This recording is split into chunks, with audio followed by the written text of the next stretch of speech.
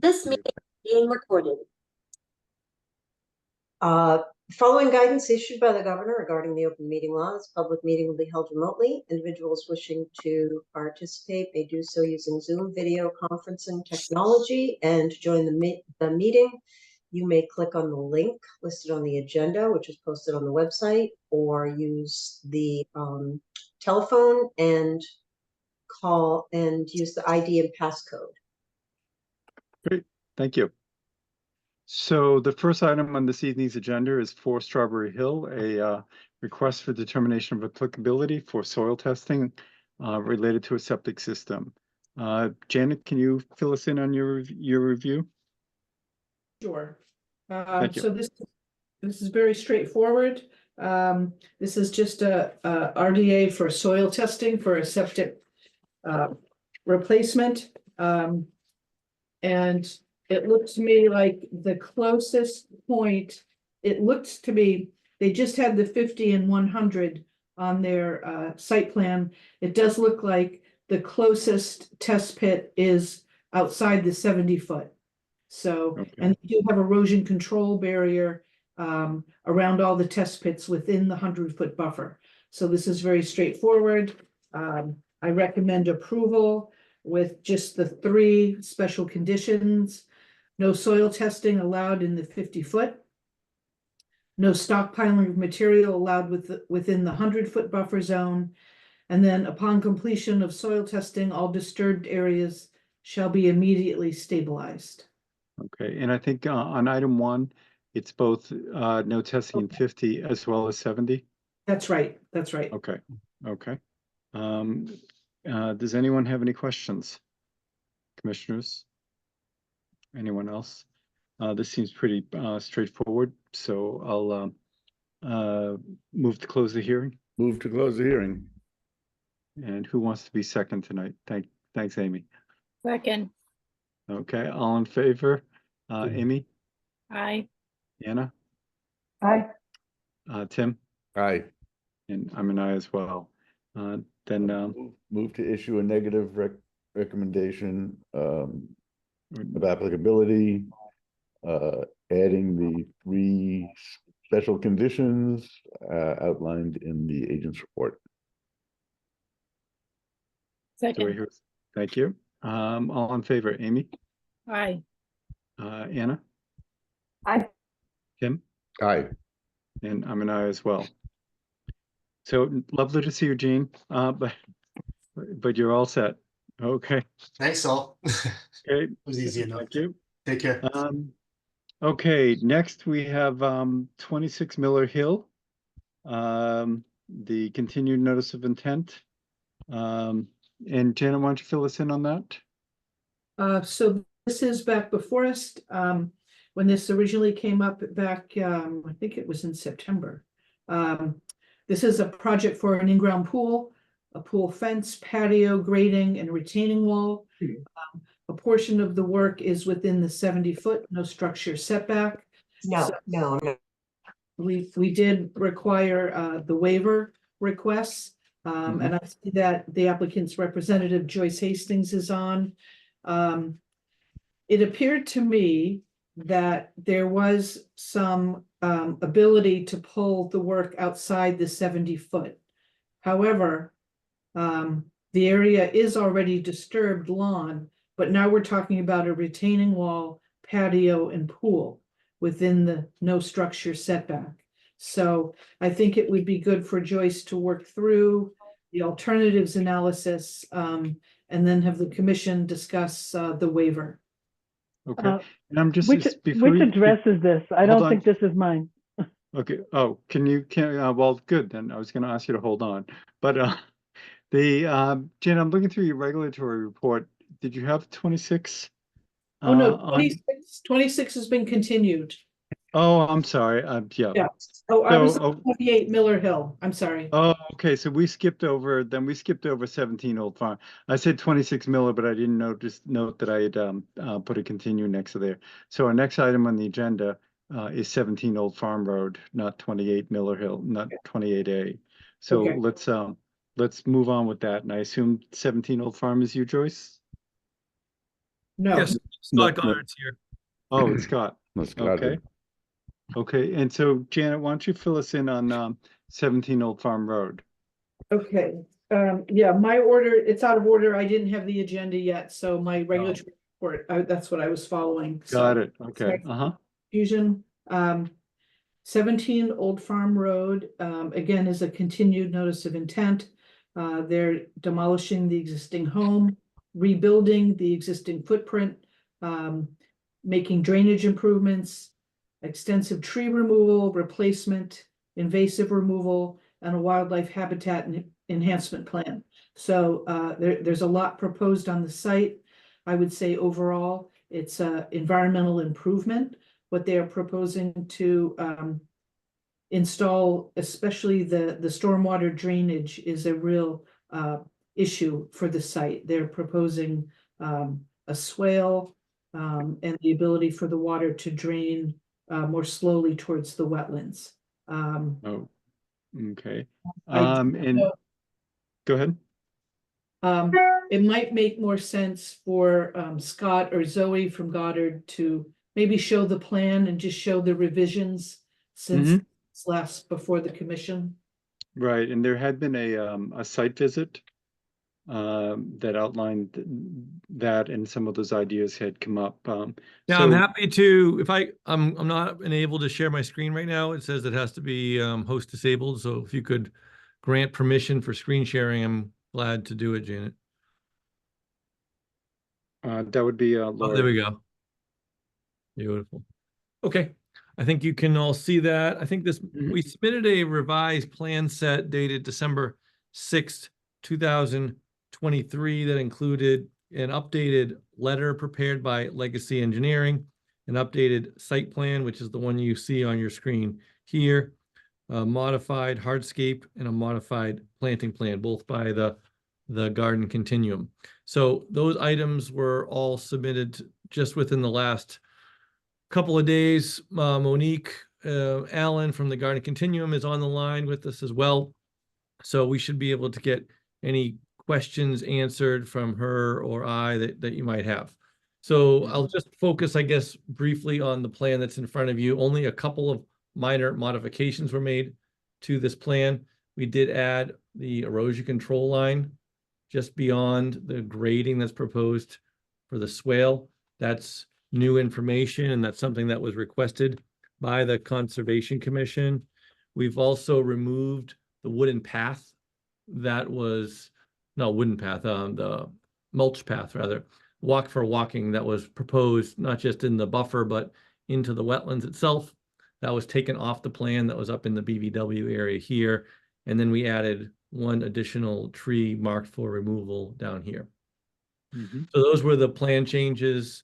We also submitted calculations from Legacy Engineering that showed the carrying capacity of the swale, which is appropriate for how it's designed, and certainly far exceeds the culvert proposal that was previously contemplated.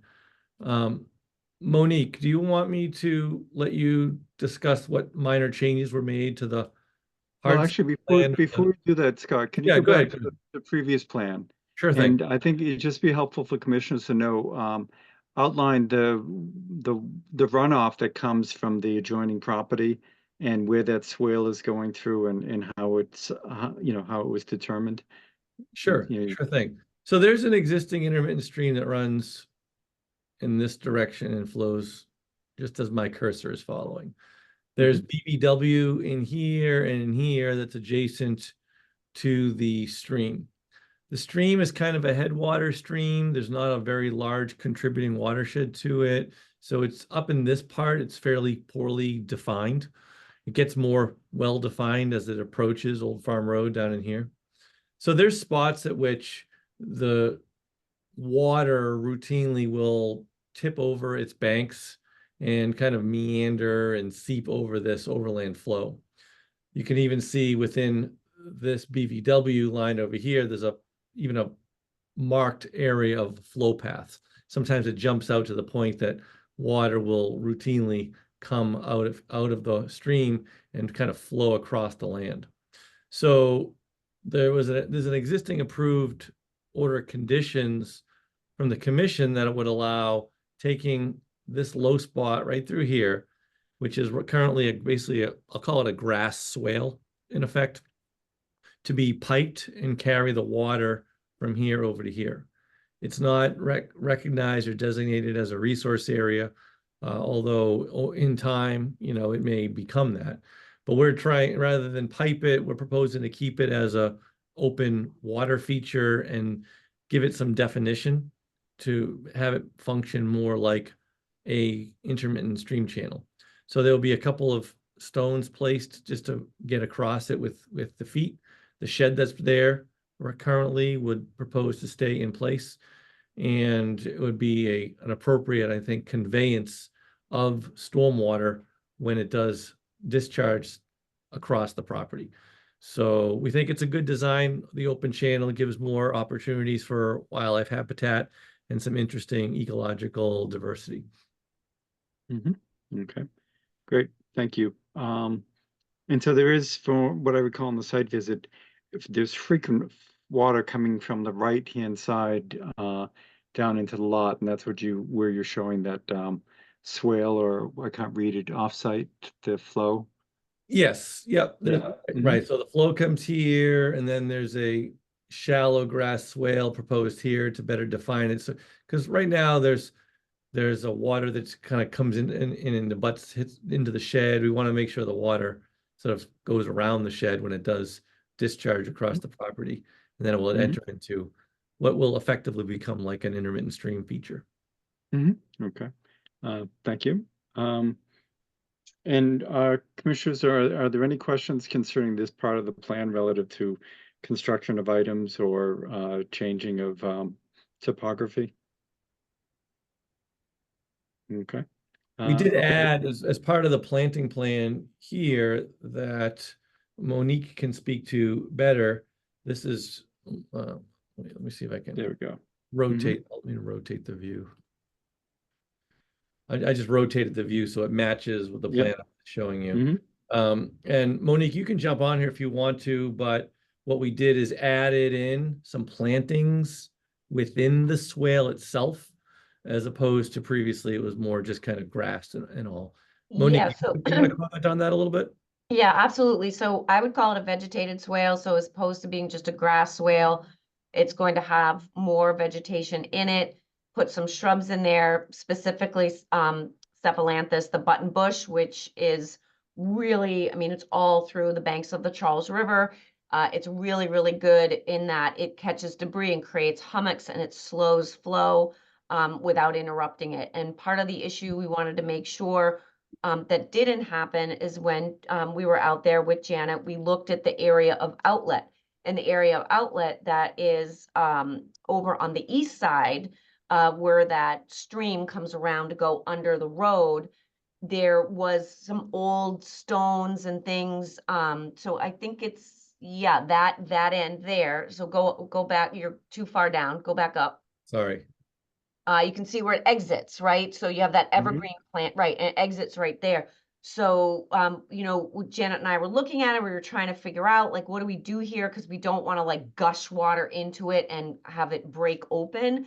So part of the idea here was to put more robust vegetation throughout the swale so that we're slowing that flow and never breaking out, and then leaving the stones that are already there in place without disrupting them at all, so that we keep that bank solid. Great. And any other items that you want to highlight? A couple of other things that I think are really important is that when we go up, back to the south, so to the far back part of the property, what we were talking about is that it's become this like stream that's not a stream. It's just become flat, right? And it's just diffuse all over the place.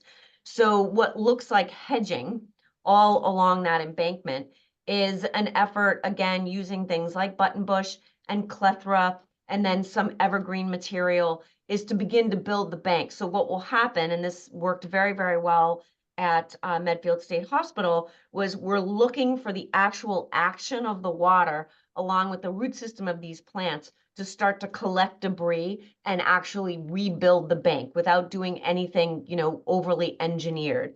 So that felt like a really, really important add. And then the other important add was adding some evergreens back, because we are proposing to take this kind of copse of pines that's off in that southwest corner, which is just a bunch of half-dead trees that are doing nothing and have made the land quite barren.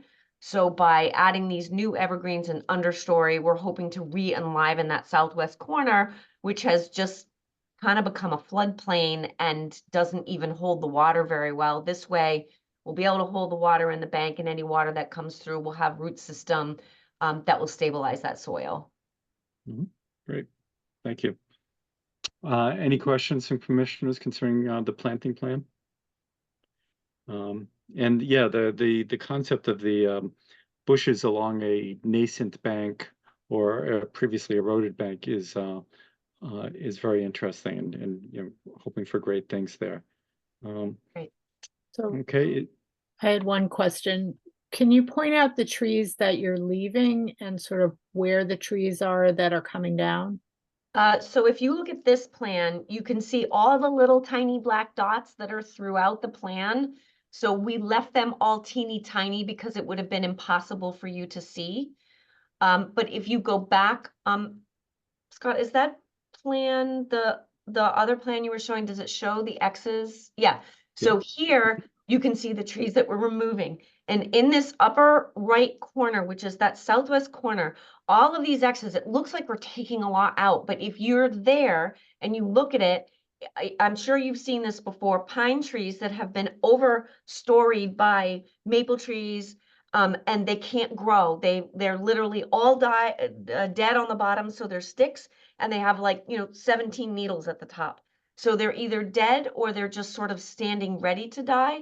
And so by removing them, it gives me the opportunity to then plant in that corner in a more robust way, so that I can actually revegetate the area with plants that actually want to be in a more shaded aspect. You'll also notice that there's a couple of oaks here. There's only 2 oaks in this back area and 1 oak in the front area that we're trying to preserve. They're tiny, they're straight, they're in like really nice shape, but they'll never be able to mature amidst the competition that they have. So by removing this competition, we encourage the oaks, which we feel like is really important for habitat. Can you speak a little bit to why, and I think you did last time, or whenever you were here before, but my memory's not so good. Why the maples are coming out in the mid ground there? So the ones that we chose that were coming out are basically either failing, leaning, or already broken, or invading a tree that looks better than it. So very much like doing forestry work, forestry management. We'll go through a forested area, we'll select the healthiest, strongest trees, we'll select the weakest trees for removal, and then we select the competitive trees that are going to undermine the strongest trees, remove those, and then revegetate with new plants. So Mother Nature can be relatively haphazard in the way, you know, she sort of plants things. And then when you have an area that is also eroded, so you've lost all your topsoil, you have a lot of failure. So when you go there, you'll actually see that there are some plants that have broken, and the broken pieces are hung up in other trees. So it's become quite dangerous.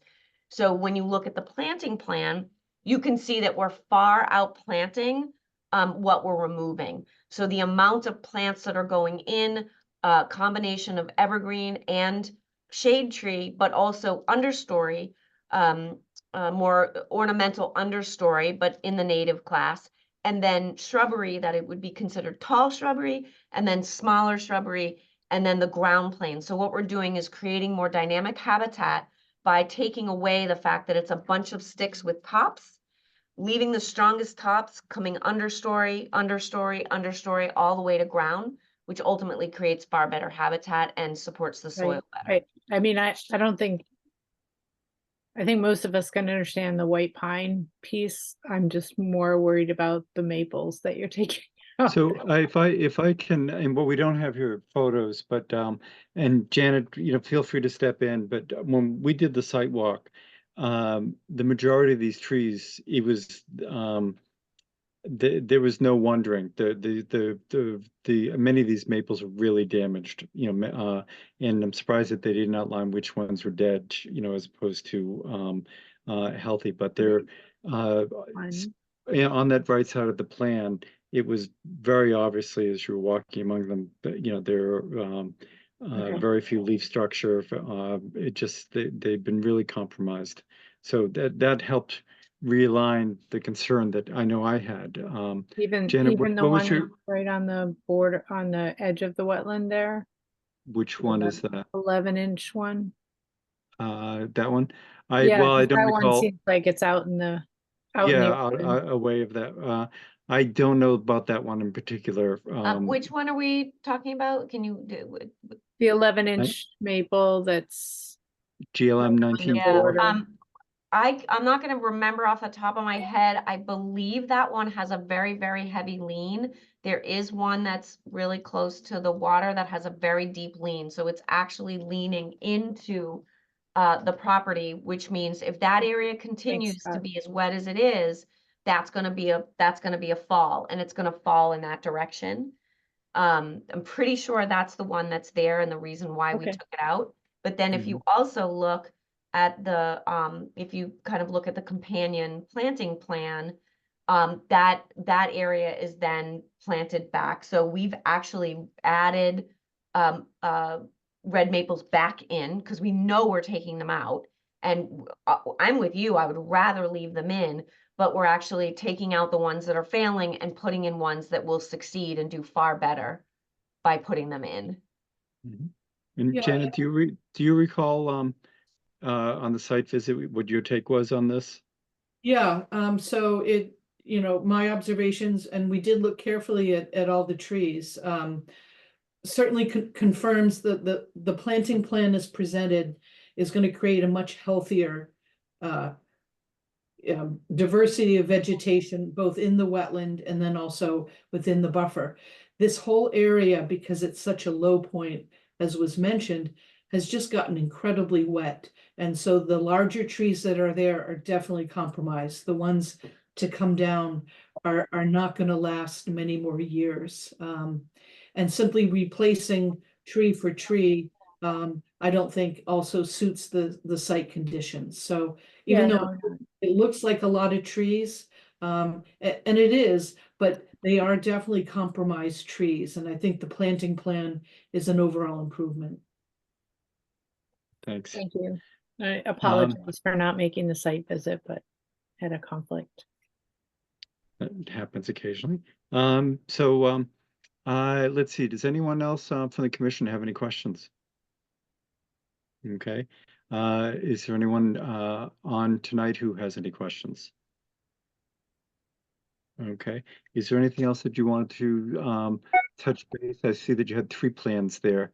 Is there, do you want to touch base on that? Yeah, that one there. No, No. Monique, anything you want to add about this plan? No, I mean, that's just the more, more of the structural plan and the hardscape. It's really very simple. The planting plan's really the hyper. I think we've supplied all the information that the commission's Okay. requested. Great. It's in your package. Thank you. You can come off screen now, Scott, please. Okay. Thanks. So given all that and Janet's recommendation, let me just find Janet's recommendation again. So I would entertain a motion to close the hearing. Move to close the hearing. All in favor? Amy? Anna? Aye. Tim? Aye. Myself. And entertain a motion Yeah, to move to issue an order of conditions approving the project with the addition of the 3 special findings of fact and 9 special conditions as outlined in the agent's report. Okay, great. Thank you. Do I hear a Mr. second? Chairman, could I request a discussion about the 9 special conditions? Is that possible to go through those? Sure. Technically, yeah, we can discuss it. I think we closed the hearing, But yeah, let's go ahead, make sure we cover everything. What are your concerns, Scott? Well, and the only thing is, because this is such a special type of project, I wanted the commission just to be thoughtful and mindful if all of those conditions are in fact necessary for this project. I don't want to overburden the applicant in particular. So just quickly, I have a copy of the 9 conditions. Number 1 asks for signage about it, and I don't know if that's necessary in this particular case. She's trying to maintain much of a continuity of the land as opposed to it being disrupted with signage. I think she's very aware of the ecological sensitivity of the site, which is part and parcel of what brings this project. So I would request that's listed specifically, or excluded, I guess, specifically as a special condition, if you could consider. So I understand that the aesthetic of these signs are what, 8.5 by 11 or 11 by 14? I think they're 8.5 by 11, aren't they? And part of this is really for eventually someone else will own the property. And this is a way of, and we don't know exactly what their view of things will be. And this is a way of bringing attention to the fact that there's something to this, and that there are protections involved there. Generally, something like this, Janet, would this typically call for 2 signs? Usually, once the work's been done, I'll meet out on site, but probably, yeah, could be 2 or 3 signs. But there generally would be, in an arc around things. So there's discussion, you can decide on site how many and where they would go. But we find this is becoming helpful historically to avoid mission creep when a new owner comes in. And even though I'm sure Gretchen expects to be living there in 2050. No, I understand. And I guess the only other thing I'd like to bring up is special condition request number 6 and 9, which 6 requests a monthly progress report until the COC is approved, and then 9 is ongoing monitoring of the invasive species for a 3-year period. I do a lot of invasive species work, species management reports. It can be a bit onerous, particularly on a project that's not necessarily something that is being used for mitigation. It's being done voluntarily by the applicant because they want to remove the invasives. So I understand the need for monitoring in the case of mitigation, that the commission wants to ensure compliance on. Here is a little different, where we're just simply asking for the permission to do it. So I'd like the commission to consider not having that additional burden of ongoing monitoring of the invasive species success for that. We're looking at 3 reports. It looks like, and they don't need to be very technical reports. They're just basically updates, which then allows us to view it in our database of which species removal or management techniques have been successful versus others. And there were actually most invasives there had been drowned, but I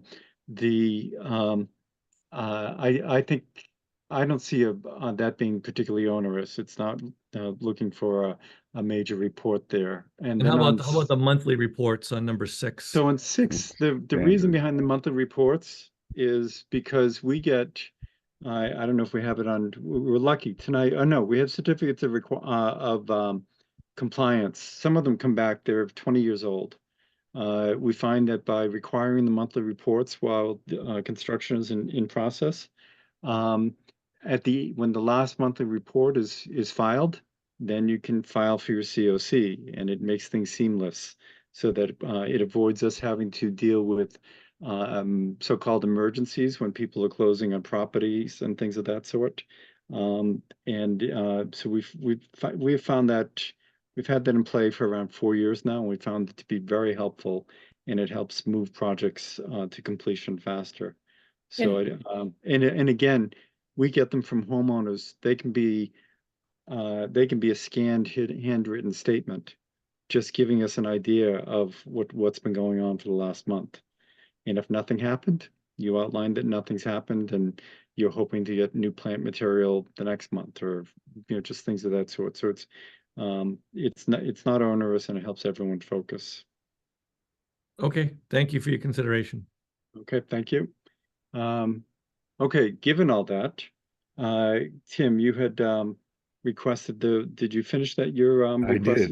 did. Okay. John, Janet, What? may I just say one thing? This is Gretchen. I just wanted to, Oh, there. yeah, Mhm. just 2 seconds. Regarding the signage. Mhm. So I completely understand the reason for the signage, and I knew it was because if we leave or if we move.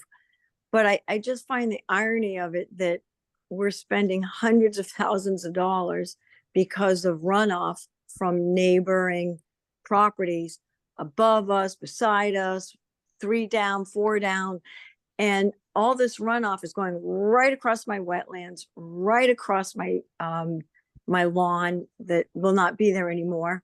But it's just, I'm inundated in the front, I'm inundated in the back. And so it's just ironic to me that you want me to put a sign about pesticides and fertilizer, which I've never used because I've been on a stream. I've never used it. As I know, previous owners and people in the back of me, they are using Roundup, and I've had confrontations about that. And yet I'm the one doing all the work, trying to mitigate the water, which is filled with all these chemicals and fertilizer from all the abutters, which is fine. They can do whatever they want. And yet I'm going to be looking at a sign. Like, it doesn't make much sense to me. But Well, I do. I understand the concern and the frustration we've had with some of the people that you've pointed out, is that some of this stuff is outside our jurisdiction, Right. and then gets affected by it. In this situation, this is something that we have as an ongoing requirement, but we do have the flexibility on the site, with the on-site communication in terms of Mhm. placement. Right. And so we want to, I think we want to make it so that we keep your Garden of Eden is Yeah. unadorned, but at the same time, if somebody else is in there, if we want them to be able to stumble across it. So I think you'll be able to come up with a reasonable accommodation with Janet out there. Yeah. Well, I also don't want to burden, my neighbor shares kind of looking out into the back also. And I don't feel like it's fair to him either, that he's got to look at his sign. Okay, Especially, these signs are the size of a piece of paper. okay, Okay, so there's no neon involved. okay, So it's there so that if somebody starts to cut a bunch of things down, mhm, they're going to run into that sign and see it. It's generally not there for people to see from the Okay. house. okay. Okay. Thank you Uh, thank you for your time. Thank you. Yep, you're welcome, and have fun. Thanks. I'm looking forward to But it. I'm saying that, dependent upon everybody voting in favor of this. So now that Tim has issued that motion, do I hear a second? yes, although Janet has her hand up. Janet? I just wanted to make a note that when you vote on this, the motion should include that you're approving the work inside the 50-foot and within the 70-foot, no structure under your grandfather policy, because the applicants demonstrated there are no other practical alternatives. Okay, great. Thank you. I'm sorry, one other thing I did want to note, and it is in the order of conditions, it's number 4. Mhm. Erosion control, compost sock with orange construction fencing.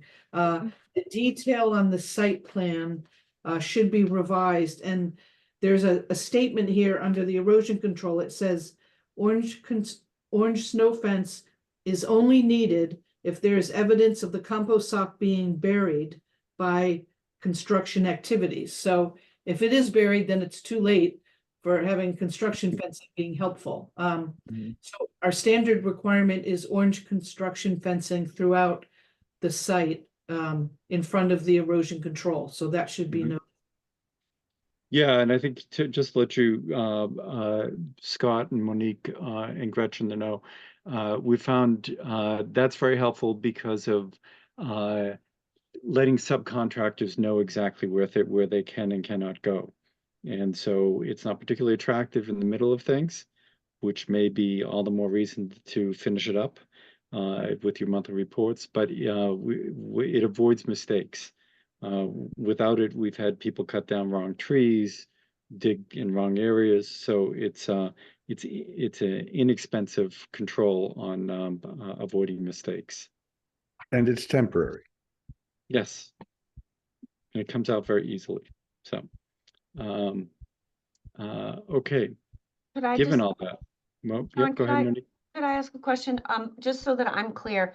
So, looking back at the picture that Scott showed, the erosion control is going to be on the south side of the swale, so far side of the house toward the back.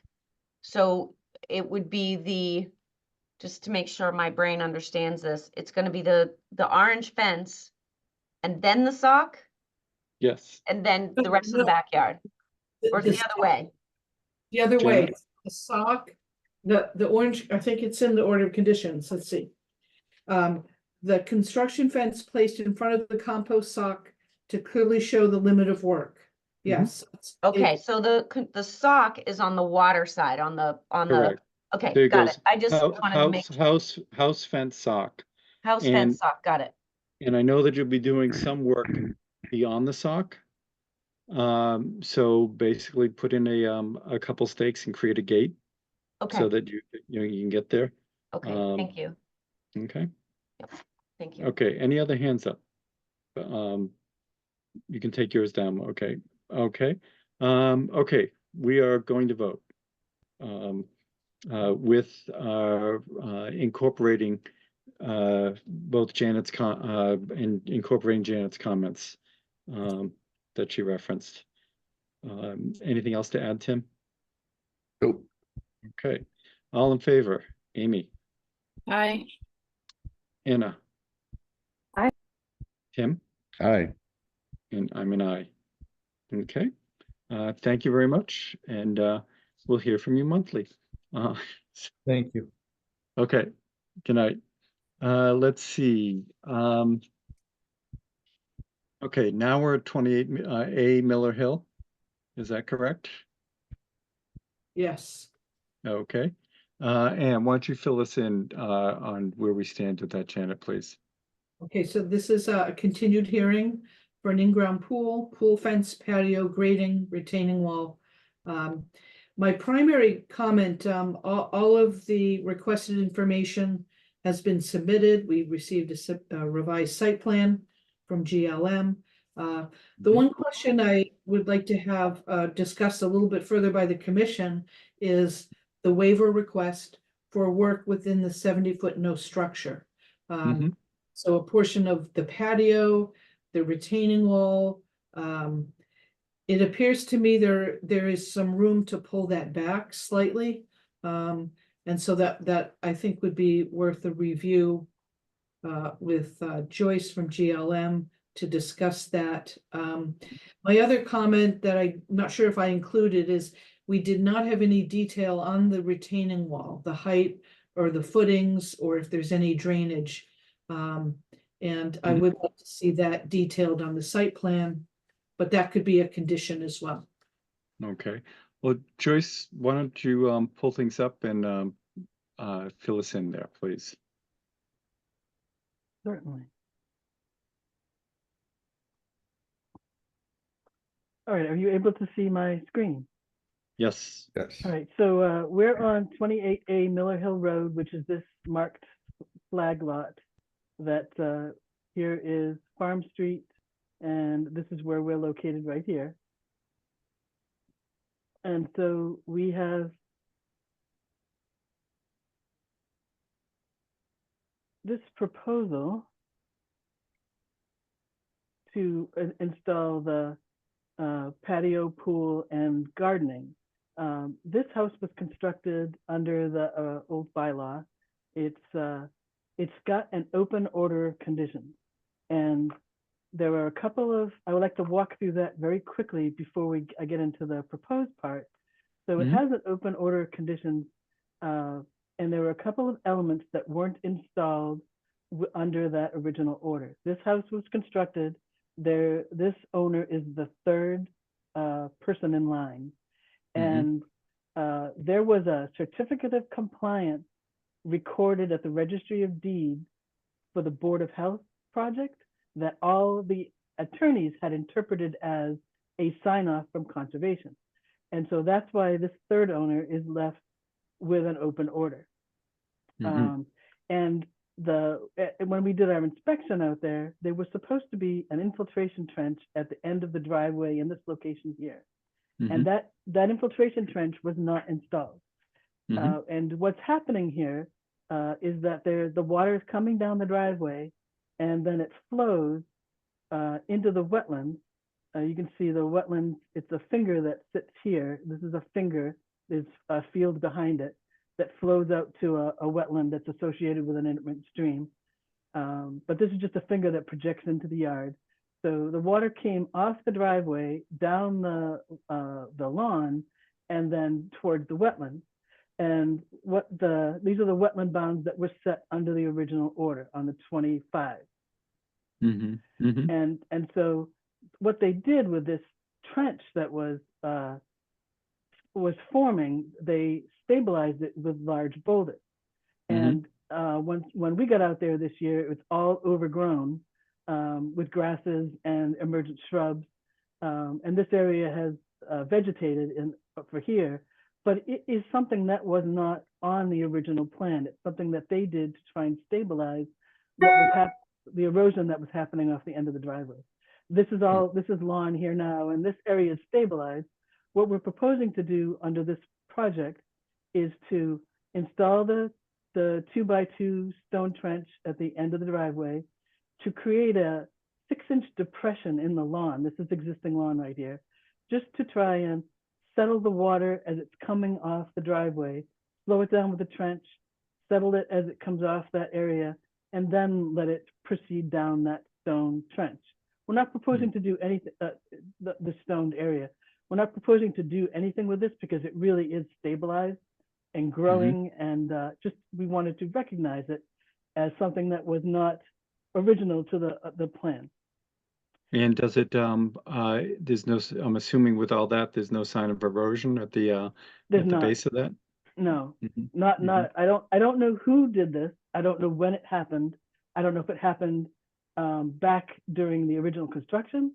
And I don't know if it happened an owner through.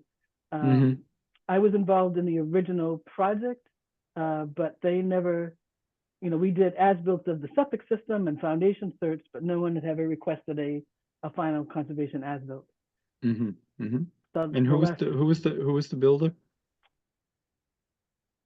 Oh, you blanked out there. I'm sorry, this was Calumet that did the work, but again, everybody thought there was a certificate of compliance because there was this a certificate of compliance on file at the registry. So I think that they would have gotten one had not everybody thought there was one. So just to, I don't know, so while we have an open order of conditions, we're not asking to close that yet. We're asking to do a new order of conditions that will allow us to put in these two elements. And then when the project is finished, go back and request 2 certificates of compliance, one for the order for the house and a second for the, assuming it's approved, of the pool, patio, and garden area. Because we don't want to, there was, again, a couple of elements we want to do to complete that original permit. We don't want to do it separately because it's so hard to get contractors out on a site right now. It would be helpful to do everything at once. So that's the story about this certificate. So is that the only outstanding aspect of the previous order conditions that was not done to plan? Yes. Yep. Everything else was done. Everything is stabilized. The bounds are set. So then this appears as if it would be a redundant improvement in essence on the water management there. would you say? You know, it's functioning currently, but it could function better with the original stone trench plus the depression? Correct. Okay.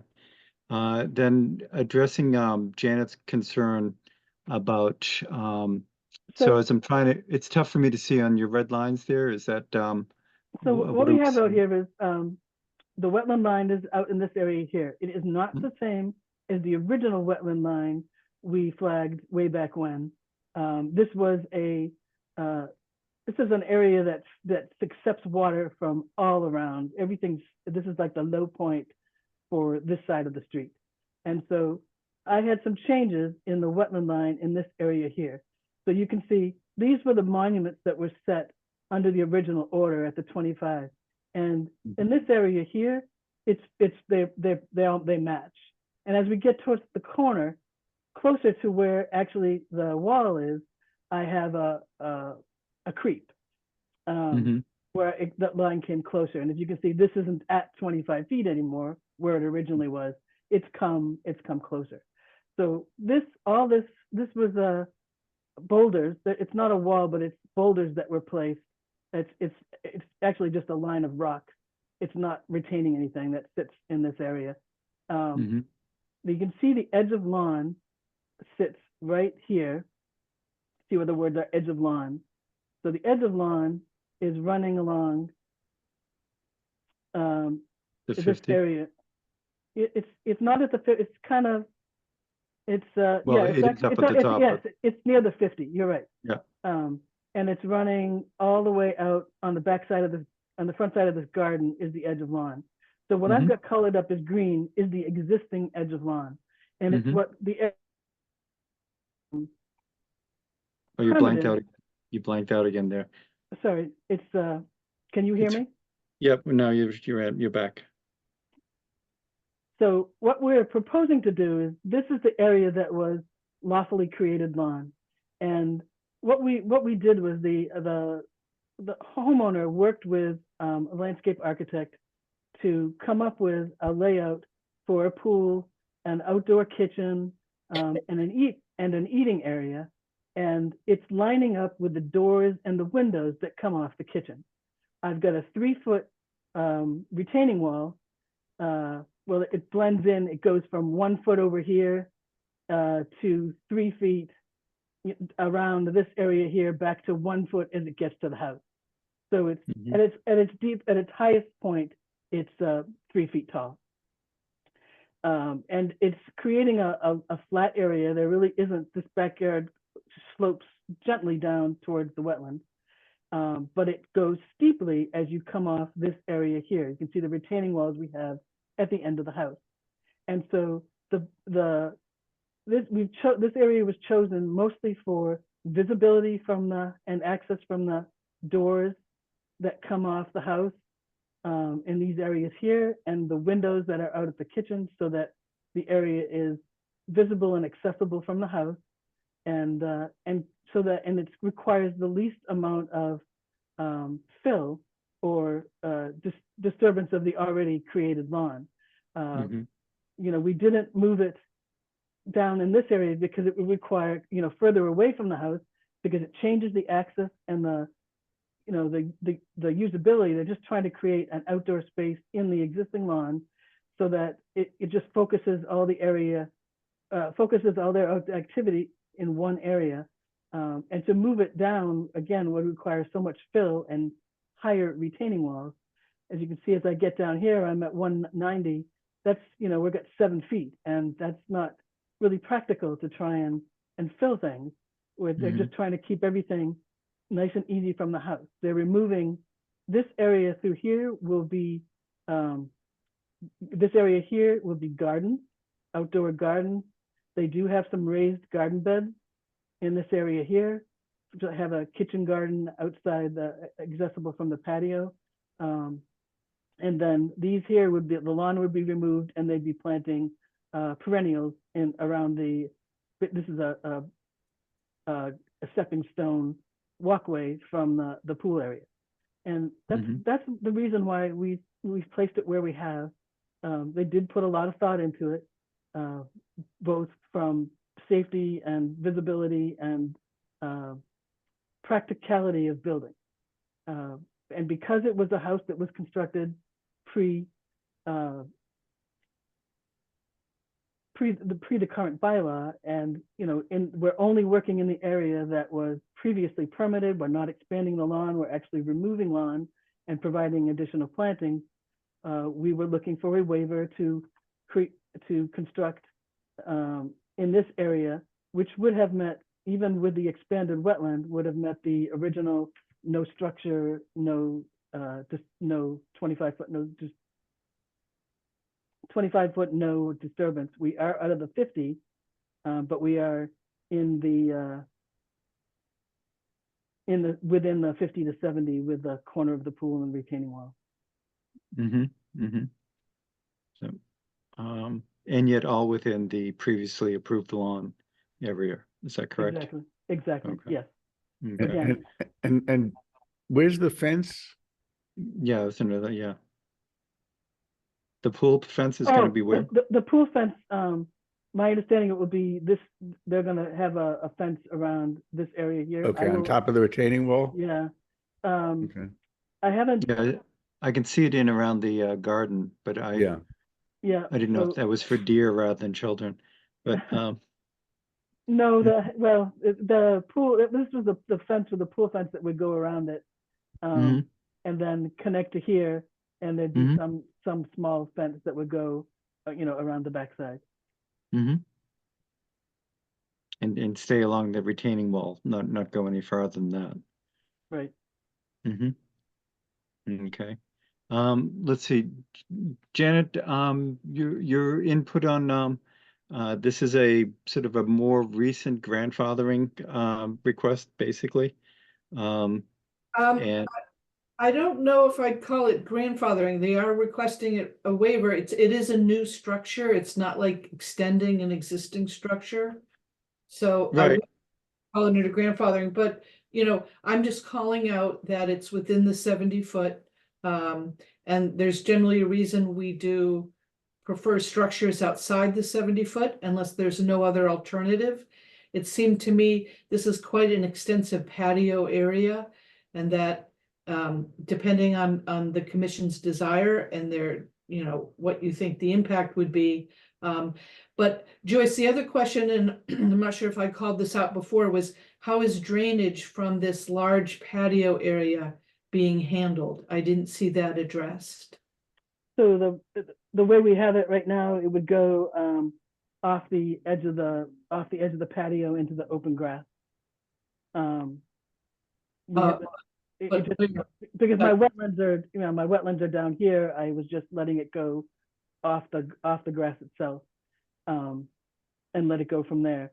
I haven't, one of the things that we talked about, and this is going back to when you created the new bylaw, we talked a lot about existing houses that were created under the old bylaw and going back to putting things like pools and all in the backyard. And that was one of the reasons why you worked so hard to put together the waiver request. And I think we're staying within that limit of what we would have been, what would have been allowed under the other, and not expanding what was, allowed under that permit.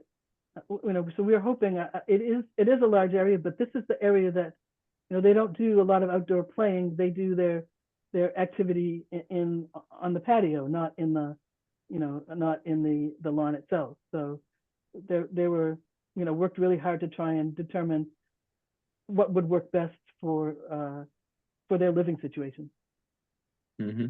I'll just remind the commission, like an example is 9 Old Farm Road, where they were putting a pool in an existing lawn area. And it was getting very close to, I believe, the 70 and 50-foot. And you did require that it be pulled back, and it was. So,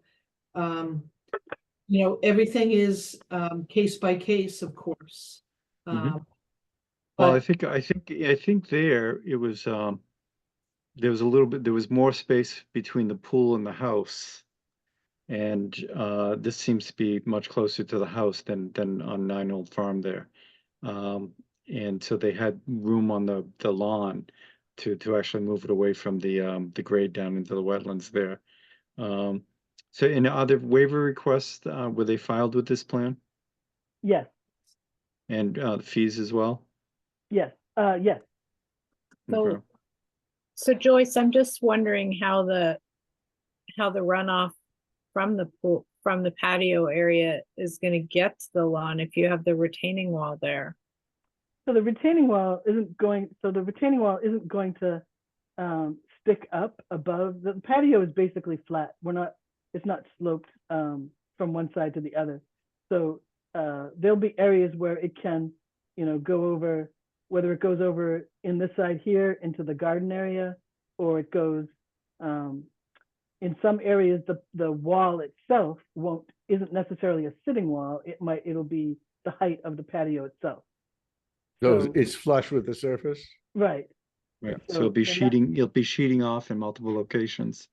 right. Uh, Or they'll leave openings so that it can, but it I can think be, it can be concentrated on this side where there's much more, area for water to flow.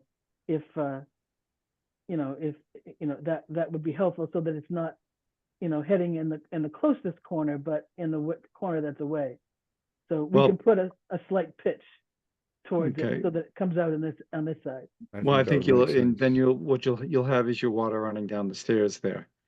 That, So I think, yeah, so the idea is, we're basically trying to avoid point sources, or Right. if you end up with a point source, create a way to manage it properly. The pool actually acts as a little bit of a retention basin there. So for a fair amount of that flow, it's gonna go into the pool. the pool, right. So I would think one of the concerns may be to have something at the base of the stairs that would break up, any consequential flow. Because it would seem that would be the actual place where things would come out of, regardless of how things are sloped. And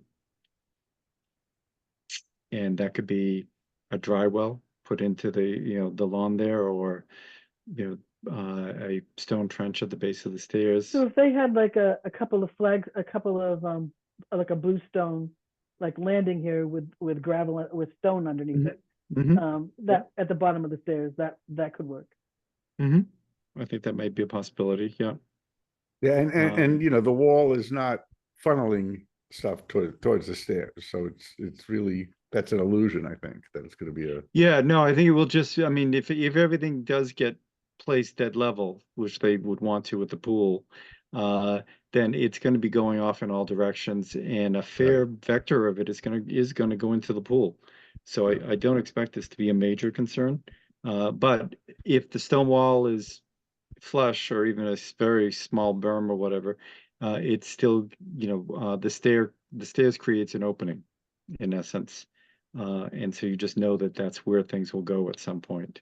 So the other thing that I don't see, and I don't know how you do this, but I don't see any place for the pool equipment. So the pool equipment would come back in this area here, and that would be outside the 100-foot buffer zone. Okay.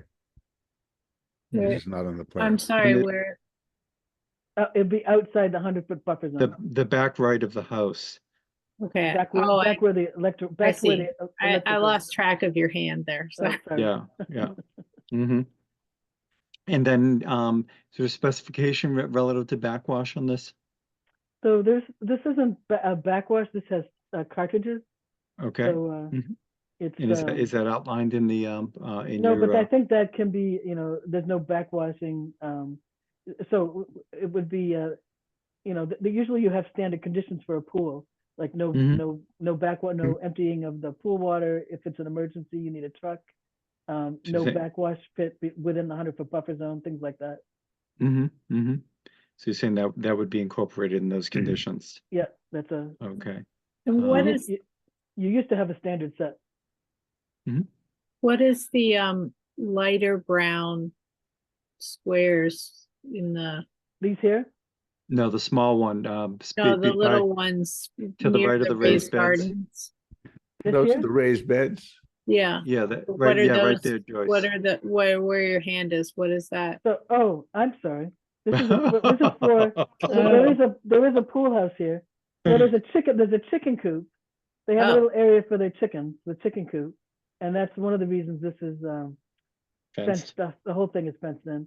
I don't believe that goal is to have the chickens roaming on the patio. Mhm. That the chickens were to be heading out into the garden.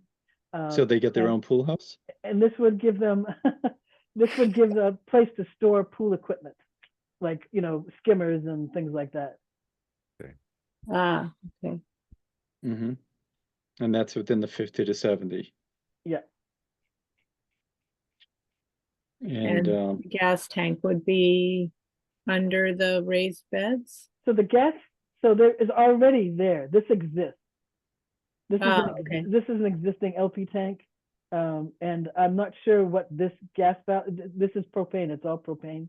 They have a generator over here. And so this LP tank feeds this generator. I do not know. We speculate that this was feeding. Well, we don't know. We speculate that it fed an outdoor grill for the propane, but I'm not sure. There's no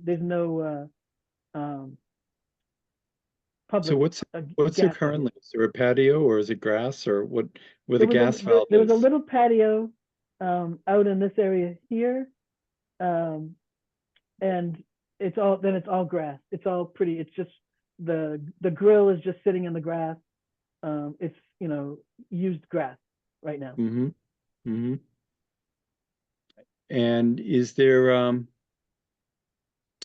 so the access to the pool house to the pool, is this where skimmers, floats, things of that sort, or? Yep. Mhm. So this is where the little walkway is. I've got the pavers that go into them. Mm-hmm. Mm-hmm. And the concept of a structure that might be closer to the house, I don't know what the window situation is over where it says RD and EM. What do those stand for? That's an electric meter, Mhm. and that's a downspout roof. It's a roof drain. A roof drain, okay. Commissioners, any sense? I mean, it's 6 by 9, so it's Yeah, 50 plus. I don't Square. see any particular problem with this project at all. Mm-hmm, mm-hmm. So the Pretty huge. I mean, it intrudes a little bit, but it's, you know, but it also, I think as opposed to moving it further down on the screen, which is just going to create a passageway to that, yeah, that seems just like a unnecessary larger, probably possibly detrimental setup by having higher retaining walls and yeah. and things of that nature. And there is a nice effective symmetry here that would probably prevent somebody wanting to change this in the future. Mm-hmm. What kind of patio is it? I'm sorry, I forgot. The surface. Yeah. Yeah, it's going to be some kind of it's some stone, whether it's, I don't know, bluestone or something like that. It's going to be a solid surface, Solid so surface that they with can a so that they can put their you know, the kitchen. They'll build a kitchen on it, and they have Mhm. a pergola that sits here also, Mhm. a shade, like a shade structure. So it will be a sand based on a sand base with, as opposed to being there's no pad being poured here or anything. I'm not positive about that. I'm not counting it. I'm not saying that it's going to be pervious Mhm. at all. I think Not on a Think technical so. basis. Wouldn't it Yeah. make sense to have it somewhat pervious to keep it from I mean, this is a really large, it's, it's sort of 60 by 60, right? Yeah, and I think we would accommodate anything that comes off it, you know, with either within the lawn, or if we have to provide. Well, I some just think you're gonna infiltration. end up with channels in your lawn if Yeah. you So- don't yeah. infiltrate some of it within the Yeah, I patio. think part of it is going to be on the it's going to drain into the pool, but something that size, not to have any drainage, even a trench drain that then goes into the dry well or something like that, it may not be a bad thing to do, especially when winter comes along. In terms So- of one of the things we did on one of the last pools we did is we can do a trench drain and then, feed it out to a dry well out in an area out here and do the same thing, collect it Mhm. here and go into a, Mhm. it certainly can do that. We were letting it flow off of it, but we can certainly collect, I just- collect. I think the homeowner's gonna be happier having some kind of I just think they're gonna end up with a bunch of channels. Yeah, I'm not saying, I think, well, number one, they'll have a hazard in the winter, because it will ice up. And but I think it's just be good practice to have, because, and also eventually things will settle. It will not stay, 100% horizontal, just to accommodate that, with some sort of drainage system. And I think such a drain system could be done, aesthetically pleasing. Yeah, I mean, or use pervious pavers or something. Yeah, I to think that becomes more because I maintenance think in issue. a situation like that, they would probably use the polymeric sand if they have that, and that tends to fuse. So you're still going to have a sheet situation going on here. Yeah, but you don't want an ice rink. No. No, So They're no. gonna have an ice rink, but Yeah, Yeah. whether they like it or this not. way they would, yep. Yeah. So I think, and so I think accommodating that with something over by the garden and then something down by the stairs, in terms of trench drains or some such thing. They could be several 6-inch drains that, but I think the trench drains are nice because you put them near the edge and you don't Yeah. have to worry about grading to them. And then a dry well would accommodate that. Yeah, we can run a trench drain along this edge here and then. How's your channel it water out. table there? You have a pump system. If a Caltech would be more appropriate? So a Then it- Caltech's gonna be, I can probably just get above, get some separation in this area here. Mhm. As I can't go too much further down. So, Yeah, so- if I can have something in this area here, I can probably put something in.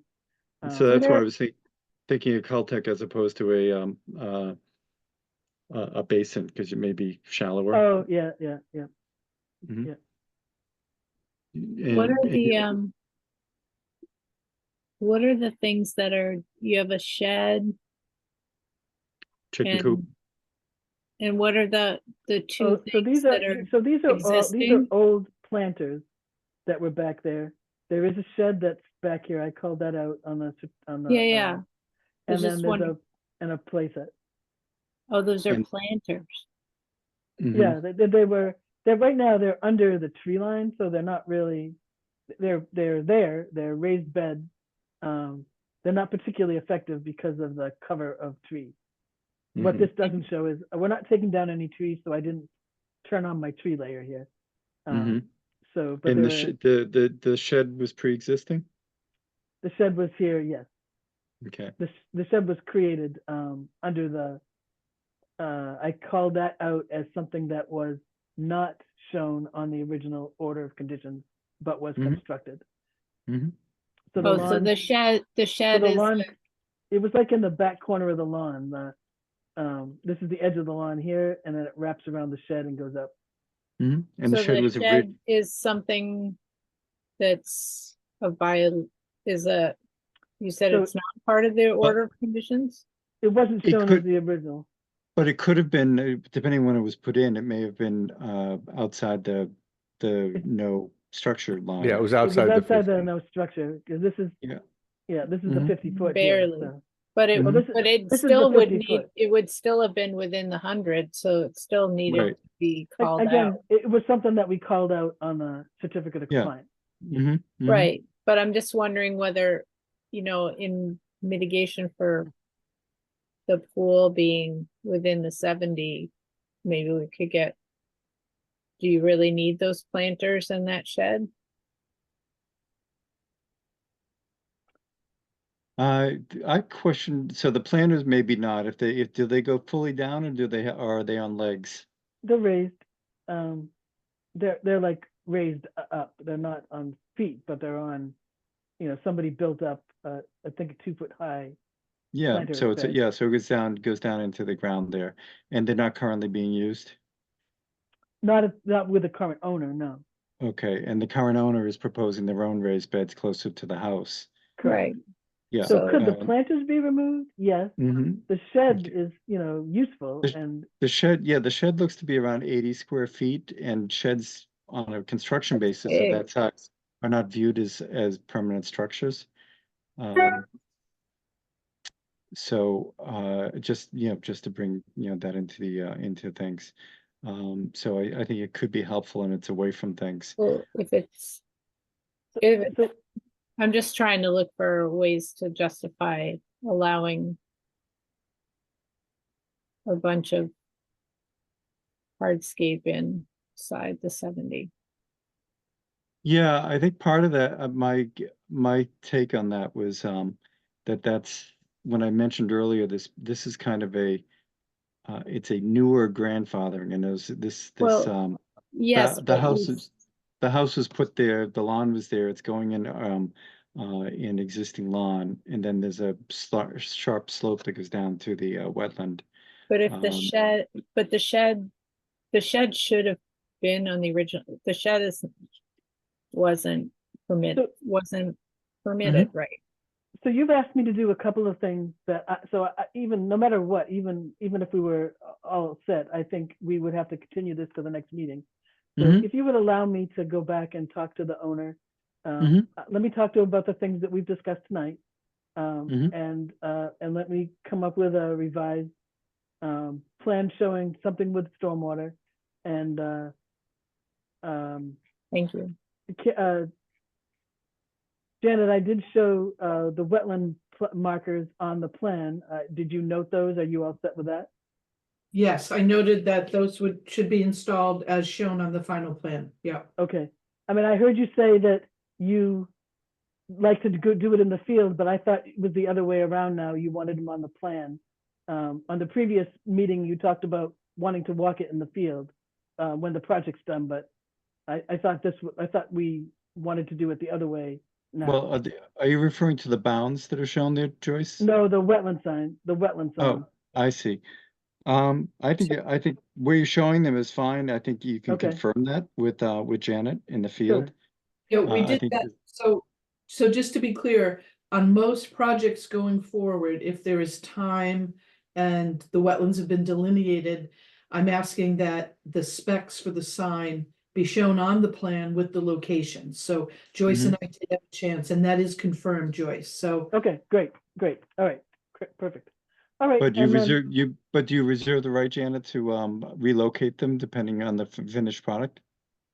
we could, Okay. but I don't see anything changing that would alter that. Yeah. Okay.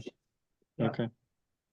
All right, so I mean, I think if you and I, we did walk across the backyard and I did put the specs for the sign on the plan. So, Mhm. anyway, I will, Great. if I could request a continuance. Okay, then let's continue this. Yeah. And Joyce, if you could also add a detail on the retaining wall.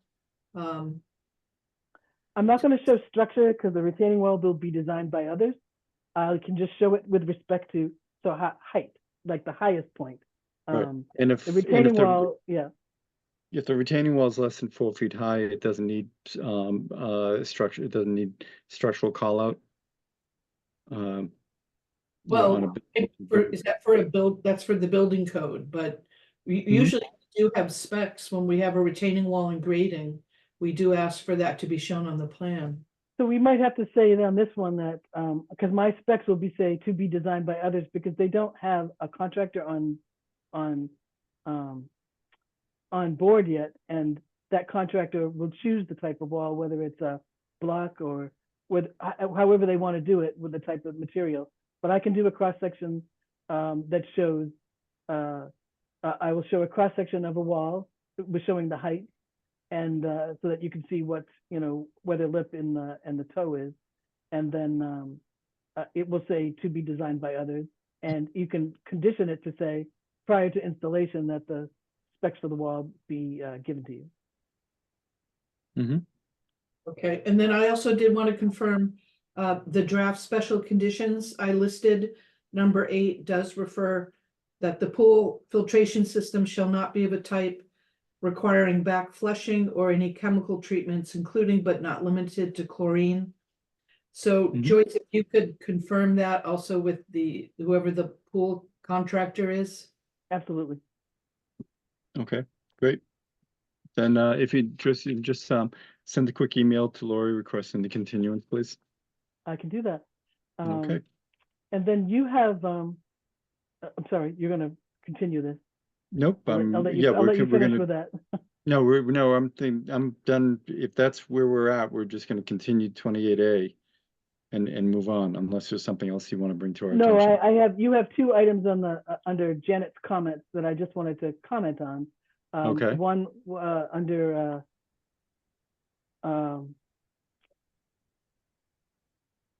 one was 25 Miller Hill Road. Mm-hmm. I wanted to let you all know that they sodded that area that was just Along the road. along the road. So that area has been sodded, Mhm. and I have not done a final inspection, but I just wanted to let you know that that was done just after the last meeting. We Mhm. talked about sodding in front of the driveway, but I have not gone to see what that's about yet. But that's just to give you an update on what this is not a formal Right. Just it's a report, progress. just to give you an update.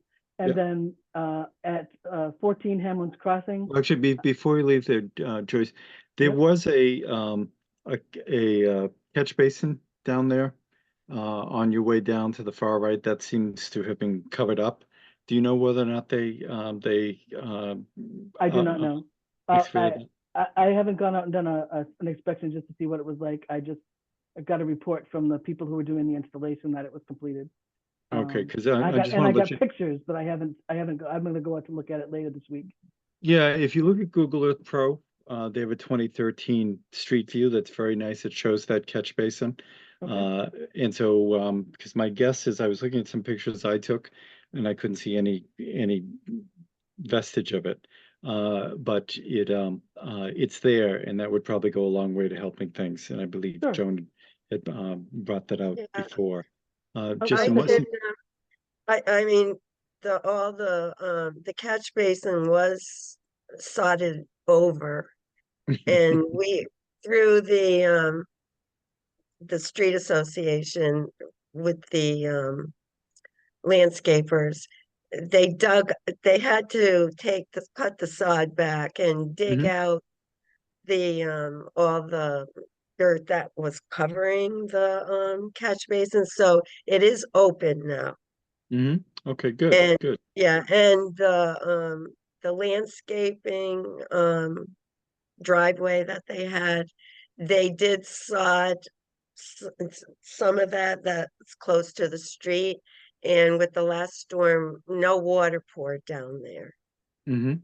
So that was happening. So that's a big improvement. And the sod, from talking to Mark Arnold from Goddard, he was thinking, I sent him some pictures. Some of it had buckled and water was running under it and over it.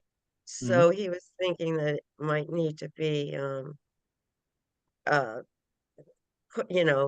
tacked They, down or yeah, something, stapled down, because yeah. it's not gonna adhere to the soil under it anyway.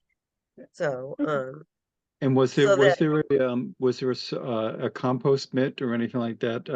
Did they move any of those wattles that they had, the tubes that were across the lawn? Did they move those over towards the side of the yeah, street? those are all moved out of the way. And that's sock that goes around the drain. I don't know, Hmm. Joyce, you might want to look at it. It looks I'll like take a it's in look. really bad condition. Okay. Um, I it's don't, in a bad way. yeah, I don't want to guess because honestly, I don't know. I just made sure Okay. that they got the work done, but Yeah, I will go out and take a look at it and talk to yeah. them. So your sense, And Joan, as an association member, that this is a much greater improvement over what had happened in the previous storm? yes, definitely, So much it needs- better. And, you know, hopefully when that grass establishes itself, it'll keep the water more on the street than Mhm. running like across my property and everything. And I don't know if this is the time to bring this up, but I was talking to Mark. I want to put some, he said mulch, what do you call those, socks along Mhm. the edge of my property that leads down to the stream so that I can keep the water in the street so that goes down the, you know, it goes into the stream, not across my property. And is Mhm. that something I have to get approval for, or can I just go ahead and do that? And because I That's can't do probably, anything else right now. yeah, I think it may be helpful to just contact Janet to get an idea of what would be the appropriate thing to do. And because we can't really tell with a verbal description there, and she may have some suggestions on materials or the like. All right, because you know, I want to try to prevent more, you know, erosion across Mhm. that front of Mhm. my property. Yep, that sounds reasonable. So Okay, okay, then Joyce, you also are moving on to 14. Oh, and thank you, Yeah. Joan, for the all update. right, I'm going. Thank you, Okay, thank you, Joyce. Thank you. John, I just had a Yeah. comment on 25 Miller Hill while Oh, Joyce. yeah. Mm-hmm. So you'll recall there were tree removals in the buffer zone. We issued an enforcement order. And Joyce, we should go out and look at the condition of the mitigation plantings. Sure, yep. Why don't well, I'll contact you and we can set up a time to go do that. Okay, also you Perhaps submitted, next week. we issued a determination of applicability for additional tree removals. And that determination required installation of signage and bounds. So we should get out to the site, you know, sooner rather than later and get those. Sure. Yeah. Absolutely. Okay, Okay, great, Okay. thank you. And then Okay. 14? And 14, I am working on 14. 14 is going to take a little bit of time, and it's probably something that they are not going to do any work on until spring. But my goal is to come in and permit it through this early part of winter here, so that they can get doing whatever mitigation they need to do out there first thing in the spring. Okay, Okay. great. Janet? so that we gave them a generous deadline of almost 2 months to do the restoration plan. That was due November 1st. And at your last meeting, you voted to issue letters of non-compliance to both parties involved with a deadline. And I think we need to give a deadline here. It's already been missed by over a So I month. talked to you in the field, Janet, and said that I definitely wouldn't be able to start work on it until the end of November, beginning of December anyway. Right, but we and- still need the plan. I mean, I'm not, again, not the field work, but the actual work part of it, the actual getting the plan done for you. There's trees to locate out there, and there were a lot of them. And as far as timing goes, it wasn't something that I could get to until the end of November, the beginning of December. But I can, if you could say the first meeting in January, then I should be able to have a plan for then. so I would suggest that we follow up as the commission discussed at their last meeting, that we send out letters to both of the parties, I guess with that new deadline, but otherwise this is gonna get lost in the mix. And then it'll be the spring and there'll be no action, Well, I so think, so Joyce, when were you brought in on this? September, when they filed. But we went back and forth for a little while, you remember, because they were trying to determine who was going to do who was responsible. Because Right. the person But who's living there didn't do the work. Right, but So- that's not our job, that's. No. But I had to determine Yeah. who was responsible to know who I was working for. Mhm. And that took a little bit of time to do. So the people who are living there are very responsive. They want to get this, they want to do whatever they need to do. But we did need to step through it first just to see who was going to do it, who was going to be responsible. And they are going to do the permitting and the planning and whatever they end up planting, they'll deal with how So that to gets be- how just that to be- gets Yeah, paid just for after the fact. What's that, Janet? just to be clear, this is an enforcement action, so there is Mhm. no permitting component. We've requested that a restoration plan be submitted. We Mhm. had a deadline, so Yep. I Okay, would- so similar modality, but not without some of the other linkages there. Why don't we do this? Why don't we have a draft plan submitted by the first meeting in January? And that may be, depending on what happens on our December 27th meeting, we may or may not be able to have a hearing on that. Because we have other people who are queuing up, but let's just stay abreast communication wise with Janet on that, please. And so Certainly. we'll send a letter out that uses that date. Let's shoot for that. Okay. December or the January? No, the January submission. Thank you. Yep. But we may not have the hearing until 2 weeks after that. It will give us a chance to review it. That's fine. Okay. That's Okay. fine. All right. Okay. Thank you very much. Thank you. Good night. Night. Okay, let's see. Then we have 10 Draper Road has been continued. And next we have actually, Janet, what's your certificate of compliance for 5 Hartford Street? Is that were there any concerns about that? Yes, there was a required infiltration trench that no Uh-huh. longer exists. I did talk to the engineer, so I don't think they're on the call. They know, they received my. Okay. Okay. I just want to, okay, so then next what I have up is 29 Saddle Ridge Road. Is that correct? So And did you Scott's have- here to have a brief discussion on that one. I think the last time we left this discussion off, there was talk of seeking peer review opinion from Paul about defining isolated land subject to flooding. And I think we were kind of waiting to hear from Paul before figuring out how to proceed. Okay. And Paul, we just got your proposal for that.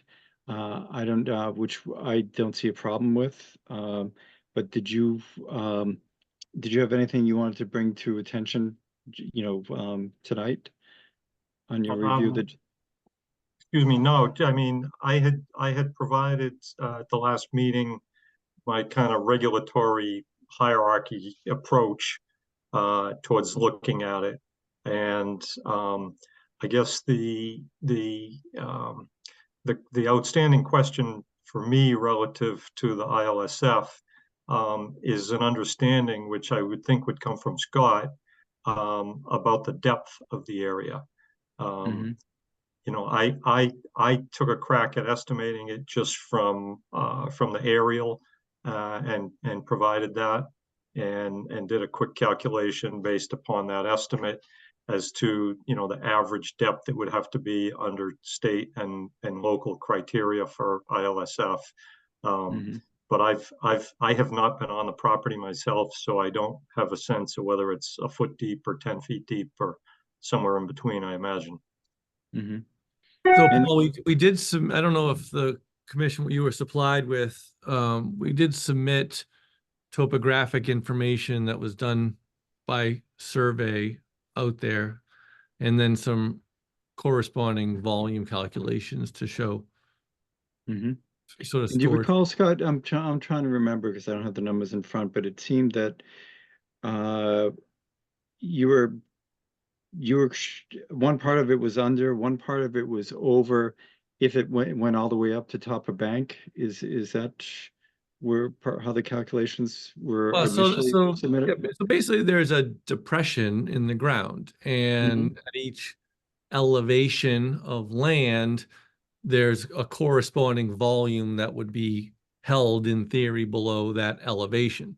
So then the question was, at what elevation is the mean annual conditions to represent a 1 year event, something coupled along the lines of seasonal high groundwater plus a 1-year storm event.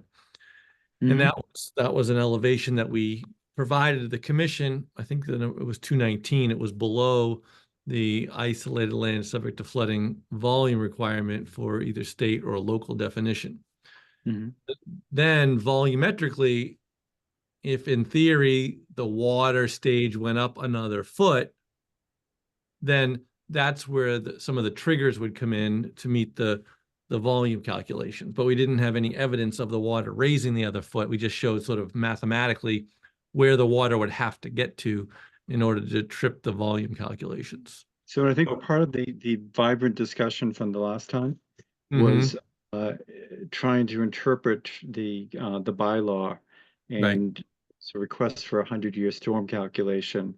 And I think the review on that with Paul's help was that that only kicked in if